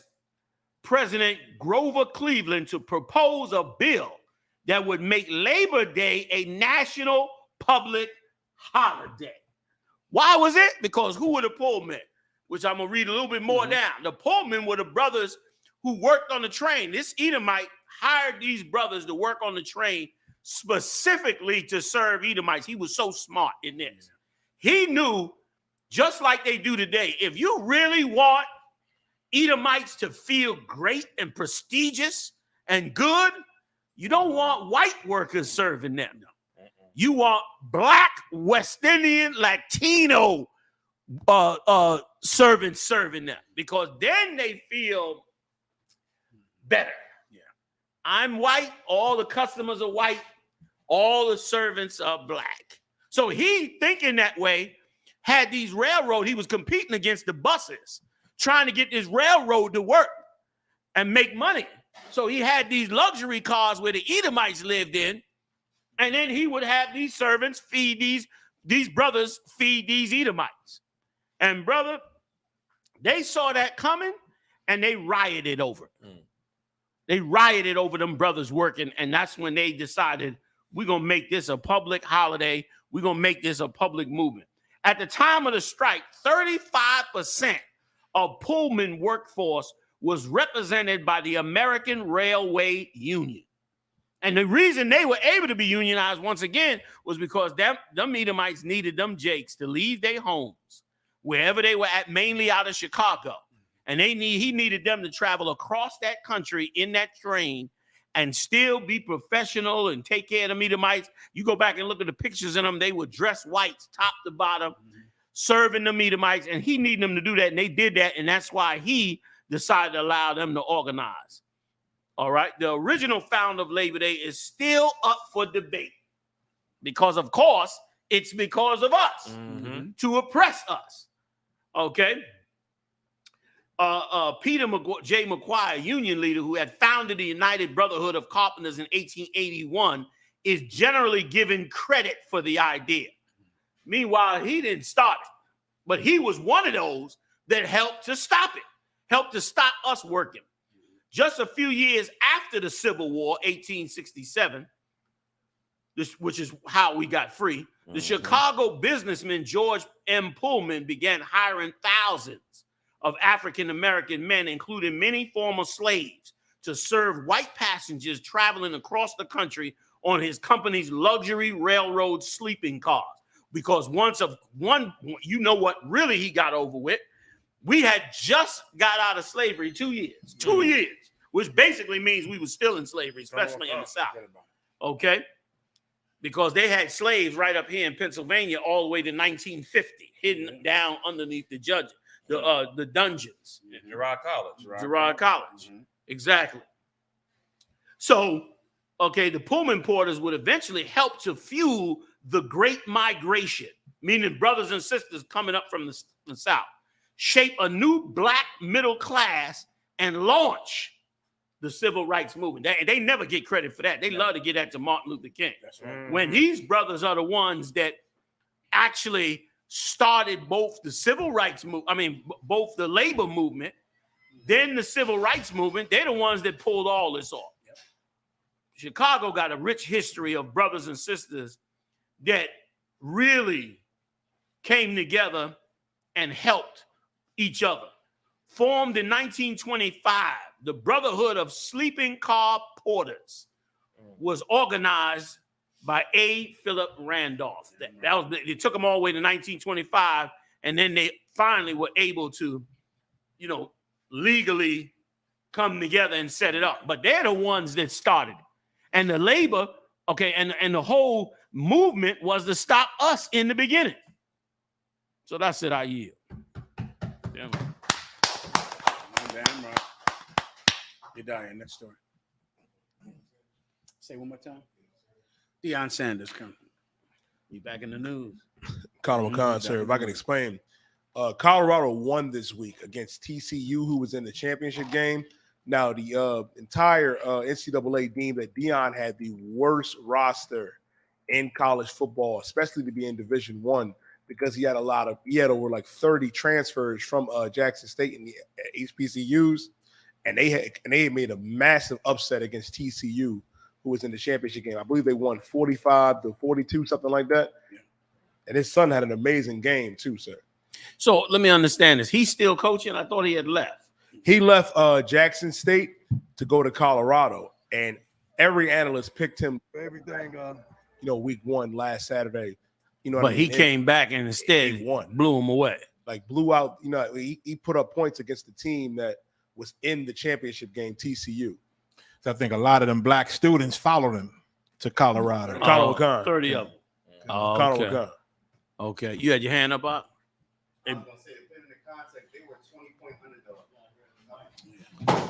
They were 20-point underdog. Yeah. Came back to win. Show you once again the talent. Yeah, always use that mic. Show you the talent of these 12 tribes, brother. Show you the talent of the Lord's chosen. You know what I mean? Went back and still stomped them even after that. Mm-hmm. Which that just means now they'll get rid of him from where's he at? He in Ohio State? Colorado. Yeah, they'll just get rid of him from there because this can't go on. Mm-hmm. Or Esau can't feel like we talked about. He can't feel great when you got Negroes doing this. That's what made Muhammad Ali so famous. Not only was he knocking them out, but he was knocking Edomites out. Mm-hmm. You know what I mean? Like they can't have that. That's why they did him so dirty with the draft, took away his belts, dogged him the way they did, because of course, they could only have a champion that totally believes in them. If I could, sir, this goes straight into the labor union story. Because DeionSanders getting this job and taking kids from an HBCU, which aren't supposed to be even able to compete on that level, and them defeating that white school and defeating that white coach. Yes. This will destroy white coaches. Yeah. There'll be no more white coaches. Yeah. They'll be gone because this cat was not supposed to be able to compete. He pushed his way in there and brung his players from a poor little black school. God. And he was a 20-point underdog, and they won. If they do well, it has to be stopped because because white coaches cannot compete with them. They're not going to be able to compete. So now imagine going to Nick Saban or Alabama or 1,000 little white coaches that never played football, and they get like $10 million a year. And when I say never played, I mean never played in high school. That's right. I mean never have ever played football. Damn right. They're smarter than us, sir. You see that? They're so much smarter than us. And they get paid $10 million a year. And if he can just walk in there with players who are just from the ghetto and terrible at school and can compete and win, every black football player will coach every school. Yes. Yeah. It'll be no more white coaches that are 5'2" and never played football. They'll be gone. That'll be that. If we're not oppressed, we will rule every industry. Yeah. There won't be an industry, any industry that we don't rule in, blacks and Latinos, it's because we're being forced out of it. Yes. They're not giving us opportunity, and they're propping up someone who could never compete with us. Yes. That's right. Yes. And this story with DeionSanders is the proof. And what you said is taboo. Like among black people, it's taboo to say we being held back. You ain't supposed to say that, Muhammad. You ain't supposed to say we held back. We did. Like you can't say that. You got to act like it's our fault. When you know, like you with your wisdom and understanding, you know it's not our fault. But you got to say it's our fault so that Esau is happy. So he can be happy. Yeah. I should have put some money on that. Yeah. That's what I'm mad about. That I ain't gonna play. I ain't gonna lay a bet down. Salaka, that was 20-point underdog. Yeah. Jiminy gracious. You put $100 on that thing. You know that's for the people. Yeah. You could have did that for the people. Right. You know what I'm saying? I didn't. Not that everyone should. All right, that was it. Go ahead. General, that's everything in their society. I never forget when I was in the oppressors, they military. We had damn near all black platoon. A lot of brothers in the platoon. And at lunchtime, we hung in one brother's room, like about 10 of us, 15 of us in the room. And they dubbed that room the brother's room. They broke that room up. Said there's too many blacks in that one room. They broke it up. You know what I mean? Well, too many dark green Marines. And they did the same thing with the unit, the platoon I was in, because there was too many of us. And they said we was ruling and uncontrollable. Did they call y'all dark green Marine? Yeah, that's what they call it in the Marine Corps. It's the dark green Marine and the light green Marine. And the dark green Marine is the brother. Yes, sir. I never knew that. Yes, sir. I never knew that. Yeah, come on, cut. Even in the green is racism. In the green, it's gonna be racism in the green. Come on, cut. And everybody that's been in, our present military, you know exactly what I'm talking about and what I'm saying. And what happened was we had a lot of brothers in our platoon, and we was good at what we did. We was good at, the compass, map reading, tactics, the whole nine. And they said we was uncontrollable, in which we wasn't. We just was good at what we did. Right. And what he had to do was bring in an oppressor over us to try to control us. And when he did, he really tried it. He came in and really, he came in and really trying to really oppress us. But then he realized, these guys know what they're doing. He had to check himself because he saw that we was good. And then he knew that we could run without anything. Just give us what we had to do. We did it. And that's how it is with them. Like, they don't want you to be better than them in anything. In nothing. Like, if you better than them in anything, they got a problem with that. I experienced the same thing when I was in law enforcement. All them awards I used to get.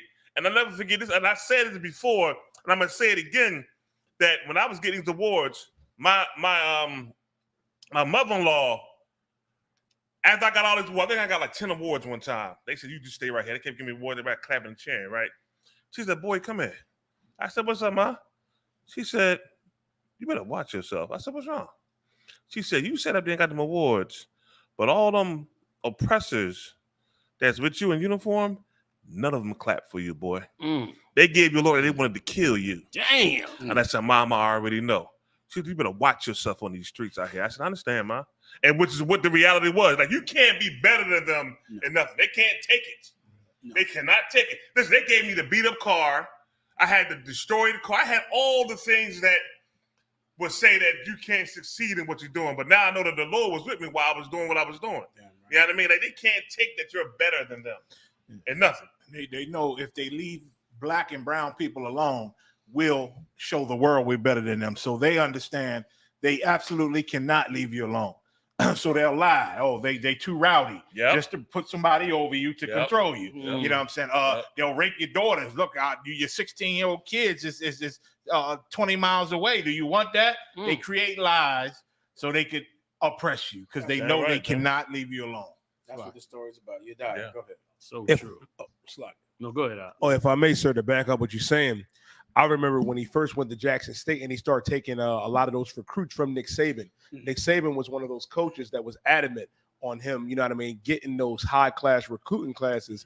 And on top of that, Colorado won one game last year. That's right. And then after winning one game, they hired Deion and get over 30 and 40 brothers from the HBCUs. They beat the team that was in the national championship games. That lets you know two things. That the brothers that are in these HBCUs are good enough to beat these oppressors at Texas Christian and Alabama. And it just lets you know, like, what if every brother said, let me not play in the NCAA, let's go back to the HBCUs, then Saban won't have a job. He won't have money. He won't have that. So, like I said, I think the NFL, has one black coach. One black head coach, one. Yeah. You hate to look up that number on how many major colleges have black coaches. In the NFL has one. One. You know what, Jen? I was watching that too, right? And on that, like with that cat Jalen Hurts and what he did and how he performed, right? They went and signed the oppressors' sons, quarterbacks, to higher contracts than what he got, and they didn't do half the things he did at all. Like, at all. I remember when they gave Tony Romo that contract. What's the cat? McNabb said, how did he get a contract of that? He didn't even make it to no championship games. But they gave him the contract. Like, you can't appear to be better than them in no way at all. You know what I mean? You got to always be underneath them. They always got to show that to you. Go ahead. Just wait. If DeionSanders ever loses one game, every TV show is going to go. I told you it would never work. I told you this was going to fail. Because it was a winning streak. Right. It was a fluke. It was luck. It was a fluke. Right. It was a fluke. Because it's a pressure. Go ahead, Yedaya. No, sir. Go ahead. Next story. Still lucky. Controversial Fresh and Fit podcasters cry after their YouTube channel was demonetized following repeated violations and problematic incidents. Who was that? If I may, Commander Jenny Hunter, do you remember the Hamite that was talking the most trash on his? I remember that piece. That's it. Oh, that's them. Simple ass cats. Let this clown what talk happened with it out. us with them? Something happened. Nothing with us directly, but what happened was some incident took place with some brothers, and they made this clown was all over the internet giving brothers advice on how they should be dealing with their women. This is kind of how they show it. Okay. Like these clowns let this heathen come in here, and he was talking about us like we was garbage. And them two brothers was just sitting there to do the show with him, was just sitting there like Captain Dum Dum and Captain Dum Dum too. And this cat that's not even one of us is talking about us like what we need to be doing and why people don't respect us and all of that, discounting that it's Esau. You understand? And it was just a horrible, horrible show. And I was letting all the brothers know about it. So they just got demonetized. Yeah. Why did he get demonetized? And what does that mean anyway? Khan, where a lot of their content, like I was talking with Captain Mashak about this, a lot of their content is being removed from YouTube where they can't make no money. Like a lot of their videos are being taken down. And okay, so you can get money from the hits on YouTube, but now they can no longer get any money. And they were getting good money, I would imagine. Oh, damn. And so why did they get demonetized? For repeated violations and problematic incidents. Like, you know, their podcast, they have a lot of women on their podcast and stuff like that. Like Commander Giuliano was saying, like the terrible advice that they give brothers, you know what I mean? And how, you know what I mean, that Ham might be talking, you know, crazy to our women. I got you. Okay. And so, what are some of the things they might have said to get them demonetized? Oh, I would have to go into the article. Okay, but you know about these cats and they give advice to men. They're like the Andrew Tate guy. A little bit worse. Maybe arguing back and forth on the show with the women or something. This is who men go to for advice on how to get women, because men don't know how to get women. So you go to this African for God knows what reason. Right. To ask him about girls. He knows nothing about women at all. All right, that's the story. Go ahead, next story. Unless you want to break it down. Go ahead. Unless you want to go into it more, you die.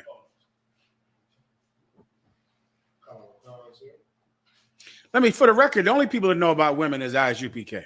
Got it one gun. Damn right. I'm just telling you straight up and down. Damn right. How do we know? How do we know? I'll prove it to you. You know how you know we know women? Because we have 4 and 5 wives. Yep. It's like a man telling you about sneakers. He got 1 pair of Jordans in his closet. But he's a sneaker expert. Right. We're a man with a closet full of Jordans. For decades. For decades. Don't you understand? You can't go to some man who has 1 measly wife and he's an expert on women. We have believed in multiple women since 1969.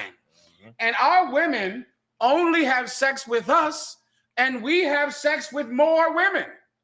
We're the experts, Fresh and Fit. They're not experts on women. Andrew Tate's women have sex with other men. They're prostitutes. You can buy him. He got arrested for prostitution. You can buy his wives and have sex with them. You can't be a pimp. Pimps are not experts on women. No. Their women have sex with other men. Stop going on websites because you're sad and lonely and believe whoever is on there that can tell you might be able to get a girl, and stop being such an incel. She should come to my lecture. You should. Thank you. You should come to Commanding General Yohana's lecture in Houston, Texas. What's the name of it again, sir? Is pornography and video games stealing your man? It's our pornography and video games stealing your man. You need that lecture. We're the experts on women. Got it one. How do you know? Because we have so many of them. Yep. You die. And you listen to Hamites and people that don't have women and people that ain't the ISUPK, and that's why you resorting to the video games and the pornography. And I heard a lot of these video games is very pornographic too. They dealing with that. So y'all better come to this lecture and find out how to get a woman and then how to keep her forever. I heard a lot of them listen to Steve Harvey. Did you hear about that? A lot of these brothers are sitting there listening to Steve Harvey give them advice about women who every woman leaves. God. Steve Harvey is a rag that a woman throws away every few years. God. Steve Harvey can't keep a woman. God. They all leave him. He cannot hold a wife. He cannot keep a woman, Steve Harvey. God. Yeah, you go to listen to his show and call in and ask him questions. Right. He's been married 4 times, and I think his security guard is tearing the bottom out of his wife. That's what I heard. Right now, that's what they said. That's what I heard. Tell me if it's a rumor. He denied it, but I think it's true. I hear you. And he has a motto of you better lie. You cannot. He gets mad when people tell the truth. He said, I don't know why y'all keep telling this truth. You can't be telling the truth. Relationships don't work if you tell the truth. You gotta lie. He says this. Well, I saw the video when he denied that security guard was having sex with his wife, and that denial was half-hearted. It did not. It was not zealous.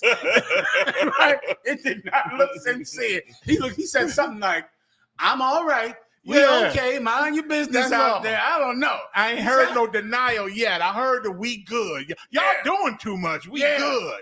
We good. Sounds like Big Willie is tearing up your wife. He's going to be divorcing her. She's going to be divorcing him. And he the type of sucker that'll find out it's true and say, well, listen, for my image sake, for the reputation, we got to just cover this up, ignore it, say it ain't true. Because that goes against his whole brand. If a man with less money than him can have sex with his wife, like that destroys that whole Steve Harvey philosophy of that being a high-powered man guarantees loyalty from a woman. That destroys his entire religion of big-toothed Harvey. You die. And that's the same religion he teaching that they teach in the Christian church. And the more purple gay cats say the same exact thing. And you bring it to the other point. You know who they listened to before Steve Harvey? Preachers. Women were going to preachers, getting marriage advice. You died. Did you know that? Women would stay after church and ask some LGBT man about relationship advice about her marriage, and he would sit there and prance all Sunday and then get in the back room and give your woman advice when he is effeminate. And women would go home and let me give you the advice. Can I break the advice down in a nutshell? Leave him. There you go. Exactly. Yeah, we could have did that a half an hour ago, right? Let me sum up preacher marriage advice. Leave him. And she walk out of that room and get divorced. Yeah, that is Christian marriage advice. Leave him. That's Steve Harvey. Steve Harvey. Steve Harvey. His whole team is a Christian team, and their answer to every goddamn them old ass Christian women on there with him. Leave him. Yeah, that's the advice you get in church from those purple pigs, from Christians, from Steve Harvey. I don't know nothing about Fresh and Fit over there. I don't know who the hell they are, what they do, but I would guarantee it's about the same. They don't have any advice to give a woman because they don't understand women. They don't know women. They don't have any women. So their only advice to a woman could be leave him. Yeah. You die. A lot. I'm sorry. Marah, go ahead, Sen, if you want. Wait, Marah. So I can, sir, if I could. So also in the ISUPK, they not only teach you how to have a successful marriage and a successful marriage with more than one woman, but if you're going to give somebody a marriage advice, your wife can't run you, which is also what we teach in the ISUPK. You got to rule a woman. You got to want to be led by you.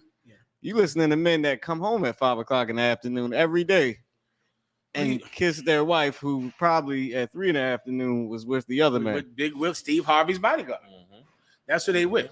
And the pool boy. And the pool boy, correct. Pool boy. When preachers tell you to leave your husband, that is lazy advice from someone that doesn't have any advice. It's like if you say, I smoke cigarettes, and he's like, smoke them.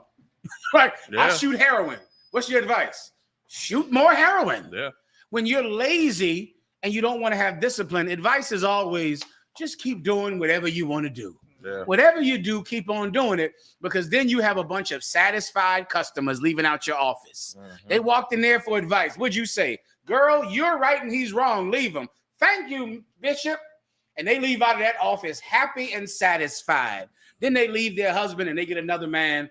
And here's your same old advice for the next man. While more money keep coming to you because you're still getting that money from that woman who left her Because she's husband. going to be satisfied because you're telling her what she wants to hear. Stop listening to these idiots online, for you incel Israelites, you incels who can't get women. Stop listening to them. You know, I know one time I was coming home one time in my neighborhood, and I came home and I seen my neighbor's wife talking to this guy. Now, I knew they was having beef because me and my neighbor used to talk all the time. So I hear him talk, and I hear him say,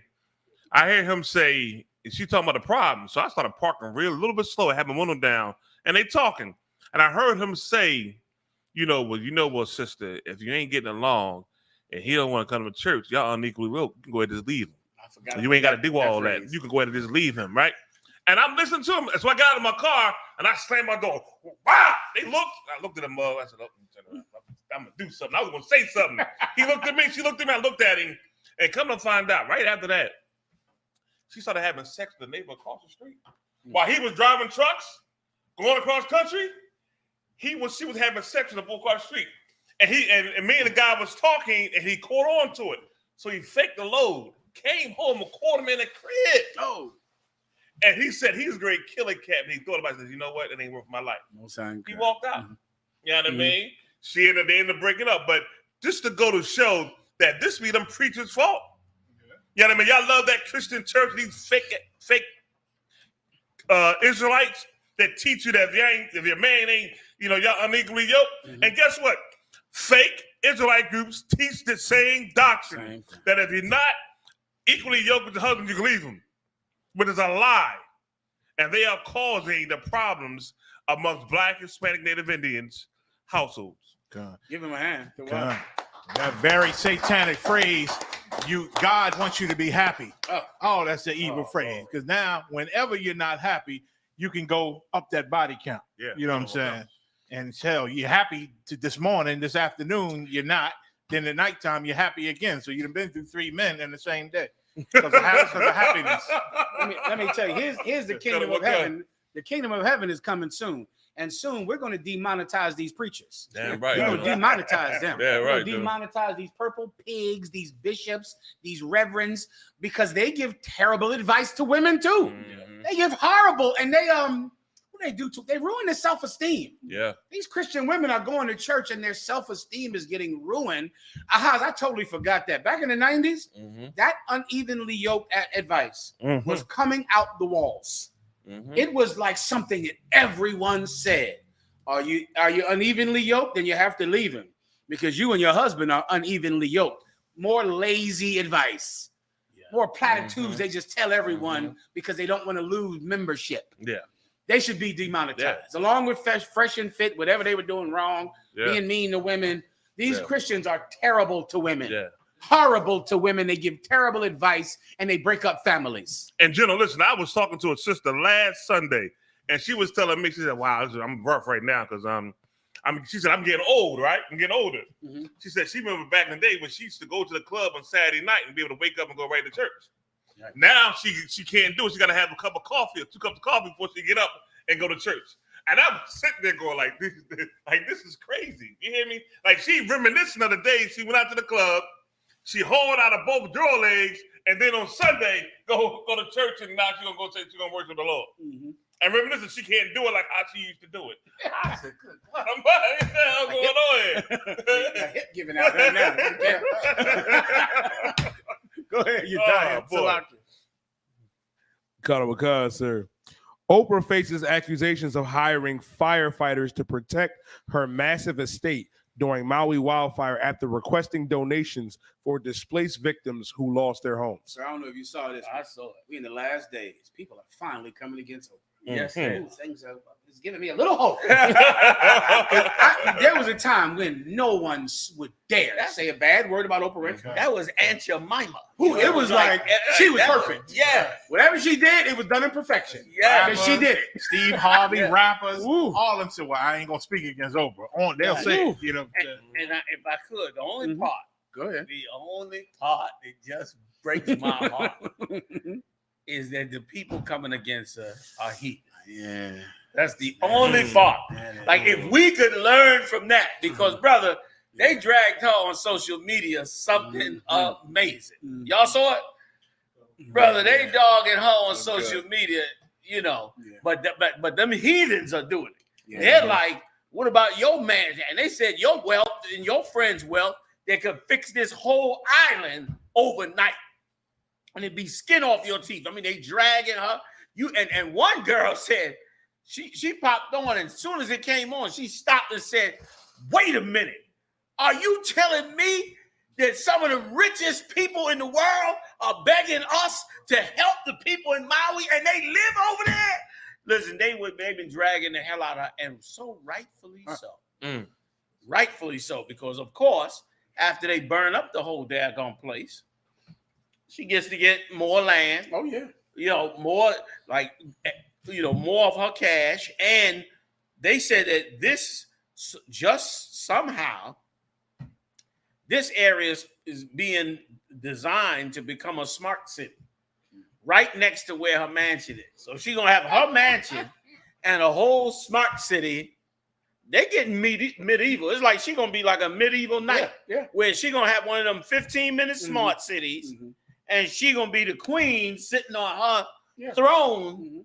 And I'm wondering now if that has been the plan all along. They talk about these smart cities and all that, but I wonder if these smart cities is to give these rich people some old medieval power. You know what I'm saying? Because that's what they doing with her. It's crazy. It's a lot. I remember 10 years ago, you were the only people speaking, you, meaning you and Commander General Yohana, the UPK, were the only people speaking out against Oprah when she took her $1 billion, and she's from Mississippi, based in Chicago, and took millions of dollars and made a school in South Africa. And you were railing against it, sir. Everybody acted like she was a philanthropist. Yes, every black star went over there. God. Beyonce, every star went to Oprah's school in South Africa that was not in Mississippi where she slept on a dirt floor, not in Chicago where she made her money, but took all of her wealth to South Africa. Guess what happened a year later? Sex abuse scandals in that same school. They shut it down. And female on female sexual scandal. Thank you. Which she been suspected of for years. That's it. But once again, the UPK was against it. If anybody is seeing it now, about time. Yeah, damn right. About time. Damn right, General. Damn right, General. You said it, General. Listen, like with them doing what they doing, right? And going and set up these things amongst these heathen nations and not taking care of their own, the Lord said he's going to turn them lovers that they loving right now, they loving them heathen nations against them. You're going to read in Ezekiel when they talk about that lovers have turned against you. That's your so-called rich. That's Oprah. That's Steve Harvey. That's IUIC. That's all of them out there going to other nations, loving them more than their own people. And the Lord going to turn them against them time and time again. Like you said, Jones, she tried it with Africa, and the school fell apart. That's it. What about Chicago? For all you Africa lovers. For all you, let's go help Africa. You understand? It fell apart. What you think gonna happen now? You think something glorious gonna happen because of that? No. And the Lord keeps showing you. She went over there in Hawaii and tried it. Lord burnt it to the ground. And then now she's trying to come and do some things to get it done and get things changed. Them same heathens that they love turned against her and dragging her through the mud for what she did. What you think gonna happen to you when you do the same thing? That's right. Especially when you think you got the truth. When the Lord gave you a shot at the truth, to learn the truth, you're going to do the same exact thing. You think you're going to succeed? You will get double the punishment because you knew better. The Lord showed you something different. And you decided to go and do the same simple thing that Jake in the world with no dollars do. Think the Lord ain't going to punish you for it? Time coming, baby. And The Rock looks stupid standing there with a big-ass red T-shirt on, looking like a big clown. He's sitting back here like a surrogate husband or something. Yeah, man. He's supposed to be the big action star. He's sitting behind her like, send $2. Yeah, it's a damn joke.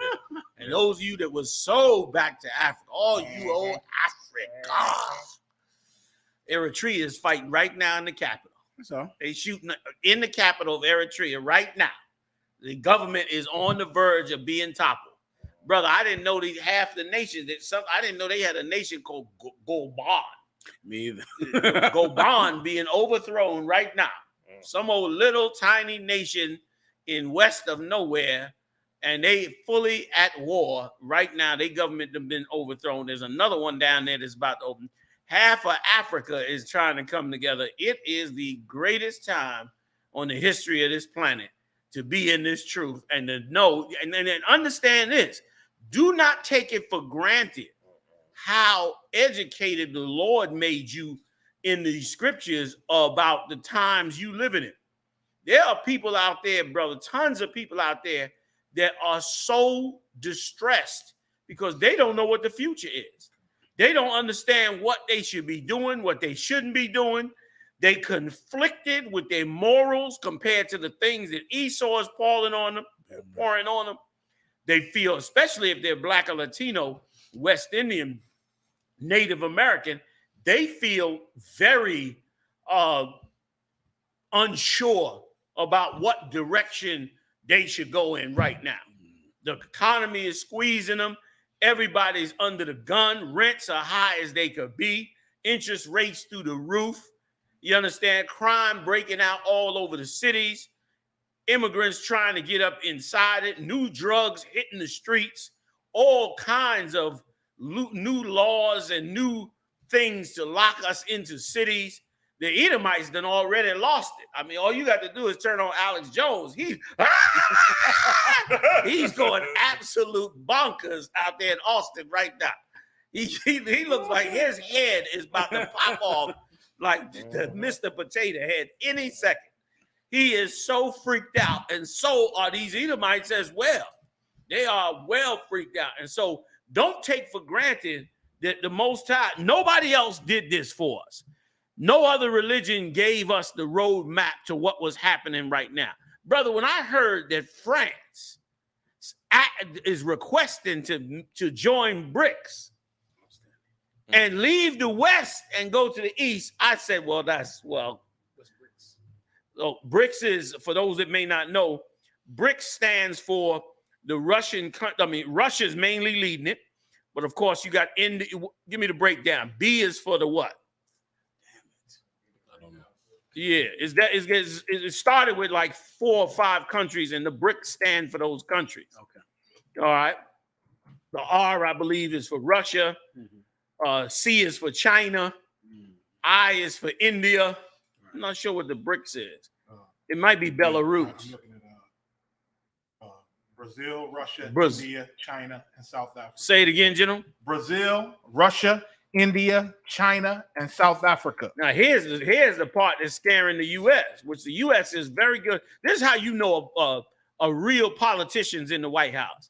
Because Biden's in the White House, and America's acting like this is not even a big deal. But if Trump was in the White House, who was not a politician like they are, it'd be the White House. They'd be hanging out the White House on the balcony right now.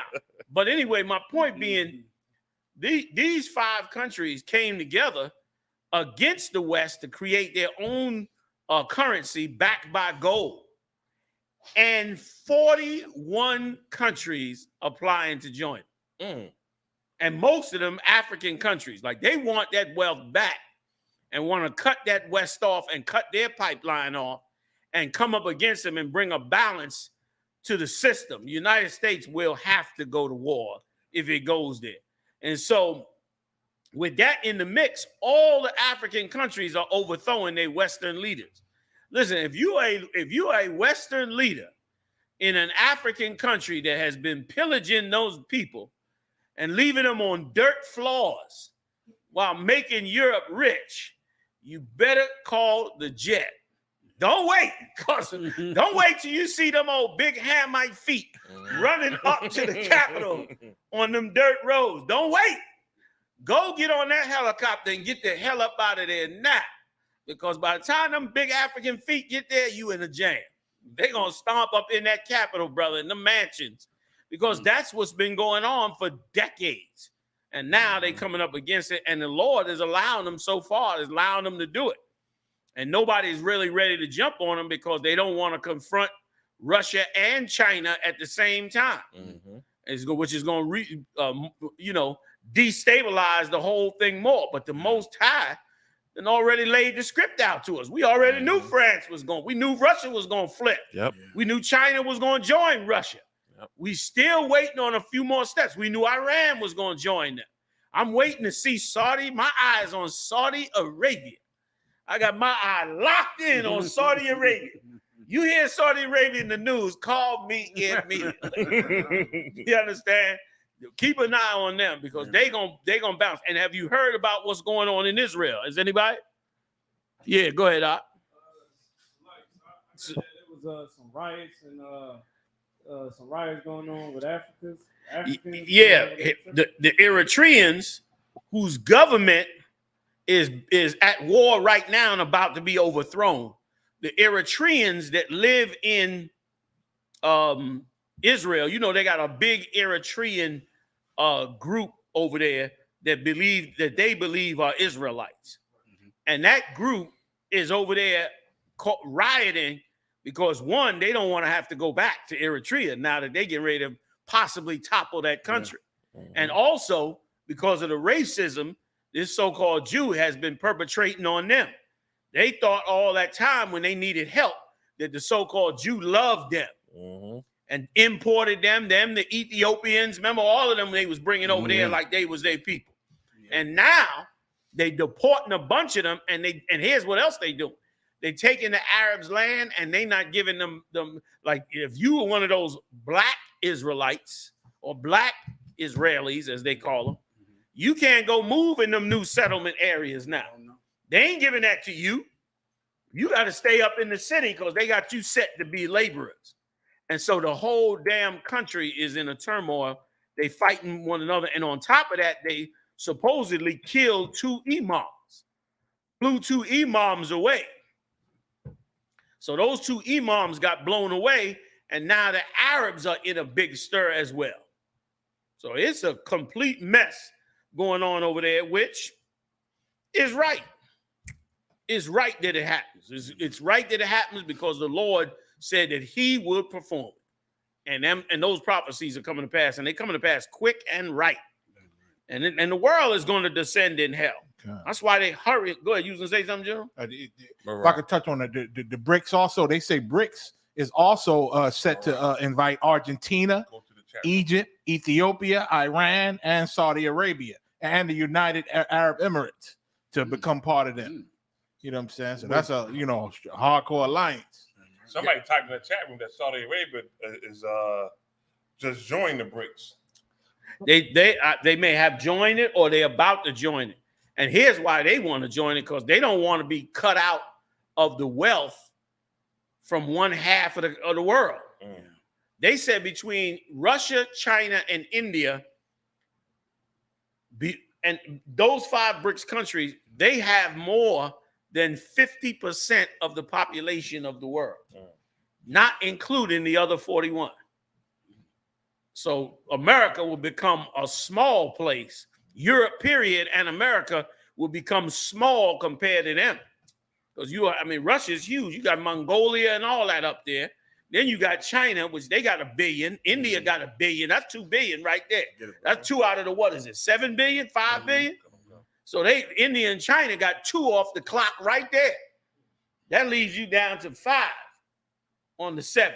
You get another 1.5 billion, you at the even mark. But with 41 more countries, they clocked 2 billion. They've come over the top. They got more than the rest of America and Europe and all the things that they own, which means they get to play evenly across the board, which means everything, if they're allowed to carry this out, every single thing, every dollar of wealth in the West will automatically be cut in half overnight. Overnight, your dollar will now be 50 cents. So anything that was $1, if you bought a candy bar for $1, that candy bar is now $2. If you bought a subway pass for $2 to get on, that subway pass is now $4. If McDonald's is selling a burger for $2, That burger's $4. No more dollar meal. The dollar store tomorrow would be the $2.50 store. Because there'd be no more dollar store. The dollar store is already at $1.25. So they left the dollar. So if the bricks get their way, it'll be $2.50 for everything. Which means you got to think now. Which means you can't get high now. If the Lord let it happen, you can best believe it's for us to be free. Because without a doubt, you can't get high no more. You don't have money to be, doing the ignorant, evil things that we've been doing for so long and getting away with. Now you're going to have to consider not just money, but survival. Now, if you're a celebrity who's been running around with, with $1 million car and, a $5 or $7 million house, you're going to have a problem because a lot of poor, very poor, trying to survive, struggling people are going to now start to come on your doorstep. And I know nobody remembers this. I wish you would have remembered. But I said something, I ain't trying to toot my horn, but this was a prophecy that the Lord had definitely showed us. I said about 4 or 5 years ago, do y'all remember this? When I said the day going to come where you're going to be in your house and you're going to have to cook a pot of food and come outside your house and feed the people out front. Y'all remember me saying that? Remember that back in the day? I said that a couple of years ago right here in this school. Well, in New York City right now, the people in New York City have to cook food and come outside their building or their house in the front, and they feeding the homeless people from the immigrants right out front of their house. And Eric Adams just announced, like y'all brought out, that they don't have no more capacity for the people that they brought into the city, which that's not true either. But the point being, the place is getting squeezed like hell. And it's going to be like this all over the place. After a while, half these laws are not going to mean a thing. Ain't nobody going to be able to follow them, and ain't nobody going to be able to enforce them. They already letting you go into, what is it, the Walgreens and the CVS. Yep. People just going in there with shopping bags and walking right out. And CVS and Rite Aid and those are telling their workers, do not stop them. They telling their security, it's not worth it, don't stop them. Could be a lawsuit, somebody could get hurt and all that. And here's just a little caveat for you to know. The whole reason they letting this happen in the CVS and the Walmart is because they want federal funding to turn those pharmacies into fortresses. Because they want to be able to hand you the drugs like a methadone clinic through the window. You know what I mean? They already started with the drive-through, but they're going to take it to another level. They're going to turn that place, brother, into those CVSs and Walmarts, they're going to turn them joints into little fortresses. And you're going to come up to the window in the fortress and give them your prescription card, and you're going to get your narcotics through the window. And like New Jack City. And they're going to add more of what we call illicit drugs now. They're going to add them to the pharmacy. They're going to add the shoot up. Remember Donald Trump talked about setting up them areas where you can come in and shoot drugs. They got them already. Yeah, they out already. Well, they're going to ramp those all the way up, and you're going to be able to get them from your pharmacy. Oh, this world going to change, and it's going to be so right for those of us. Like Christ said, many have longed to see this day. And we should be absolutely thankful that we get to see this day. I didn't know we went over slot. We should be absolutely thankful that through the mercy of the Lord, though it's hard and it's terrible and it's going to be a rough life, every stitch of this rough life, every force that tries to come against this truth, all is for our greater benefit for us to move forward and become the people of the Lord and to carry out the will of the Most High. Like you can balance it right on out. I yield. I think that was it, sir. Come. Sit. Come on. Anything else coming up? Tabernacle, England? sir. England. Drop it. Take it, Marah. You want me to take you, sir? It's up to you. Oh, I thought you said him just I said Marah, but it's up to I didn't hear you. Okay, go ahead, Marah. No, I was saying the Feast of Tabernacles was coming up. That was it, sir. Yeah. You mind announcing it? Oh my God. Oh, sorry. Yeah, we got the Feast of Tabernacles coming up September 29th in the UK. Out there in Scotland, we're gonna be at the King James Castle. All right, everybody that can afford it, man, get out there, show the brothers and sisters some love. Okay, they always show us love. The UK, man, and everybody. We y'all wait on Commanding General Yohana. Is gonna be incredible, man. If I may. Damn right. Can I add one more thing, quick one before we go? This is to show you where we at in this empire. Supermarket chain to remove Tide, Colgate, Advil amid increasing crime rates. A supermarket chain has decided to remove popular household brands from a store in Washington, D.C., citing rising crime rates. Ward 8 location of the grocery retailer giant. Slocket. Oh, shit. Oh, these bad. Damn Google, man. They really don't want you to get a woman. Yeah. You can't wash your clothes or brush your teeth. Yeah, right. You have to have pornography. God, you right. You right.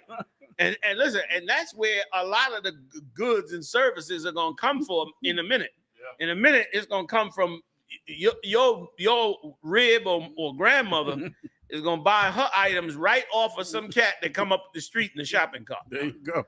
I got Tide, I got this, I got that. All right, give me that. And he's going to be selling them for pennies on the dollar. Yeah, they set up right now. It's this cat. He must be making money because he's been there for a while.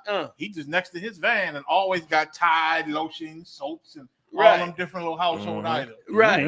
Man, and who knows? God knows where he's backing that van up to. Take that mic, Nicole. I'm my phone about to die. I think I know you talking about around there on Hereford Avenue. Right on fine. Like he getting popular. And because he consistent. He there all the time. You know what I mean?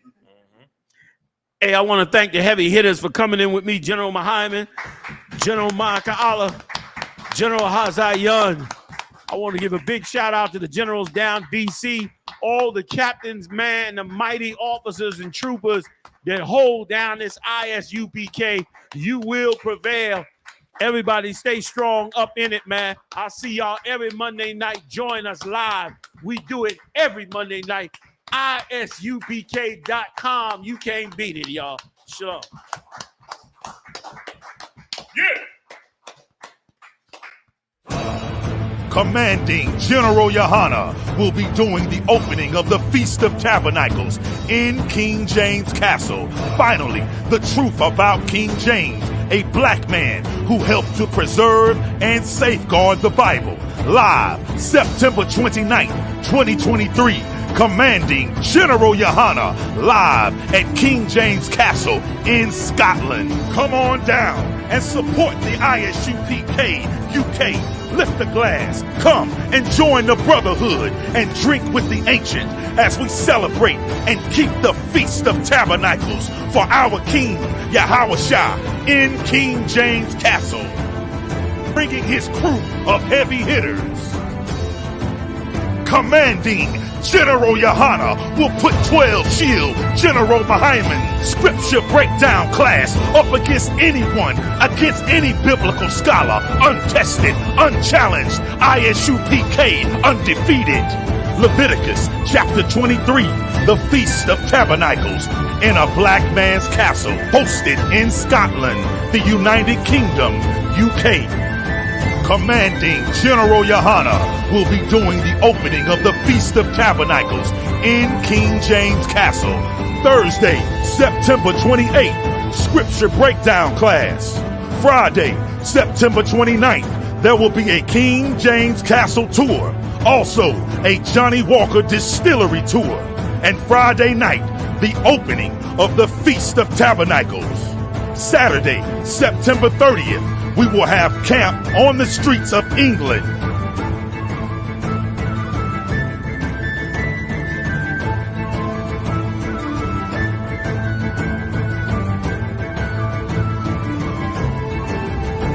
Sunday, October 1st, the UK Cookout. Monday, October 2nd, the Warwickshire Castle Tour. ISUPK under commanding General Yohana at King James Castle in England. This is an absolutely monumental, historical event. Warm Yasha Allah. Yasha Allah. Yasha Allah. Want us to stop. But man, don't we deserve a shot? Don't we deserve a shot to be the Lord's people? Israel, let's do it!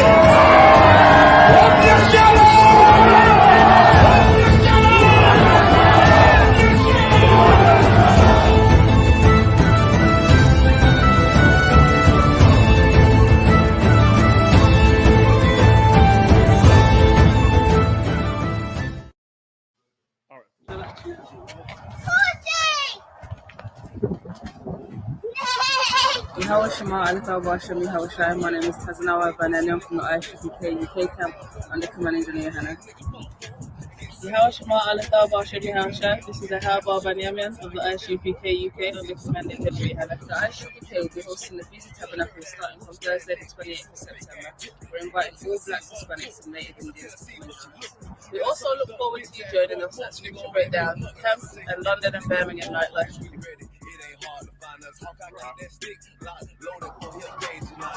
You can also look forward to a tour of the Johnny Walker factory as well as Warwickshire Castle. Captain Tazara and Captain Katazar will be live in the UK across the land radio. But in Commanding General Yohana live in the UK for American Empire. And be sure to check out all ISUPK social media, that's Facebook, Instagram, TikTok, for all the information. Shalom. Woo! Woo! So we look into that, you know, man.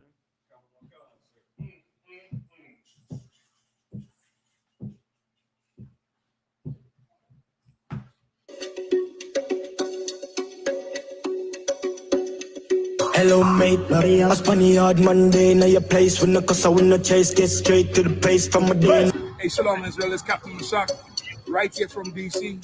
Don't forget, this September, end of September, the 28th, 29th, 30th, all the way up to October 4th and 5th, Manager Yohana and the ISUPK, we're going to be live in the UK, United Kingdom. We're going to be up in Scotland, in King James Castle. You see the nigga on my chest. Read it right there. King James, man, a black man. We're going to go to his family castle in Scotland and Edinburgh. That castle was built on a volcano. Now, that's some nigga shit, man. That's some nigga shit right there. Up on top of the volcano, brother. You don't want to miss it. Kentucky Camp Leader, you could get down. Kentucky Camp Leader, you could make this trip. You brothers in UK, you sisters in UK, you all come on through, man. Commander General Yohana going to be right in your yard. Back hometown, we're going to be Birmingham, Manchester, Leicester, Nottingham, London, Croydon, everywhere done. Everything done. Now your face and London, done. Fanada plus clansman, bad man's king, down one dance, paint on gunman. And if I feel like sending do action, we take good man, so we get a wrong bang. My style, them a kick like Van Damme, Birmingham, London, England, Brampton. Just knock them off, no, find them from a 30 gun, mad dog, from a berry. Let us beat me a papa with my pill, them got away a set senseless, pan the $1 job. And dog got the young pan the gram from a fans, I'm ready to it smoother than the dance. Fit them up, better know our time pan the clock. You know, watch them flop them last pan them up. Pan in the London, done.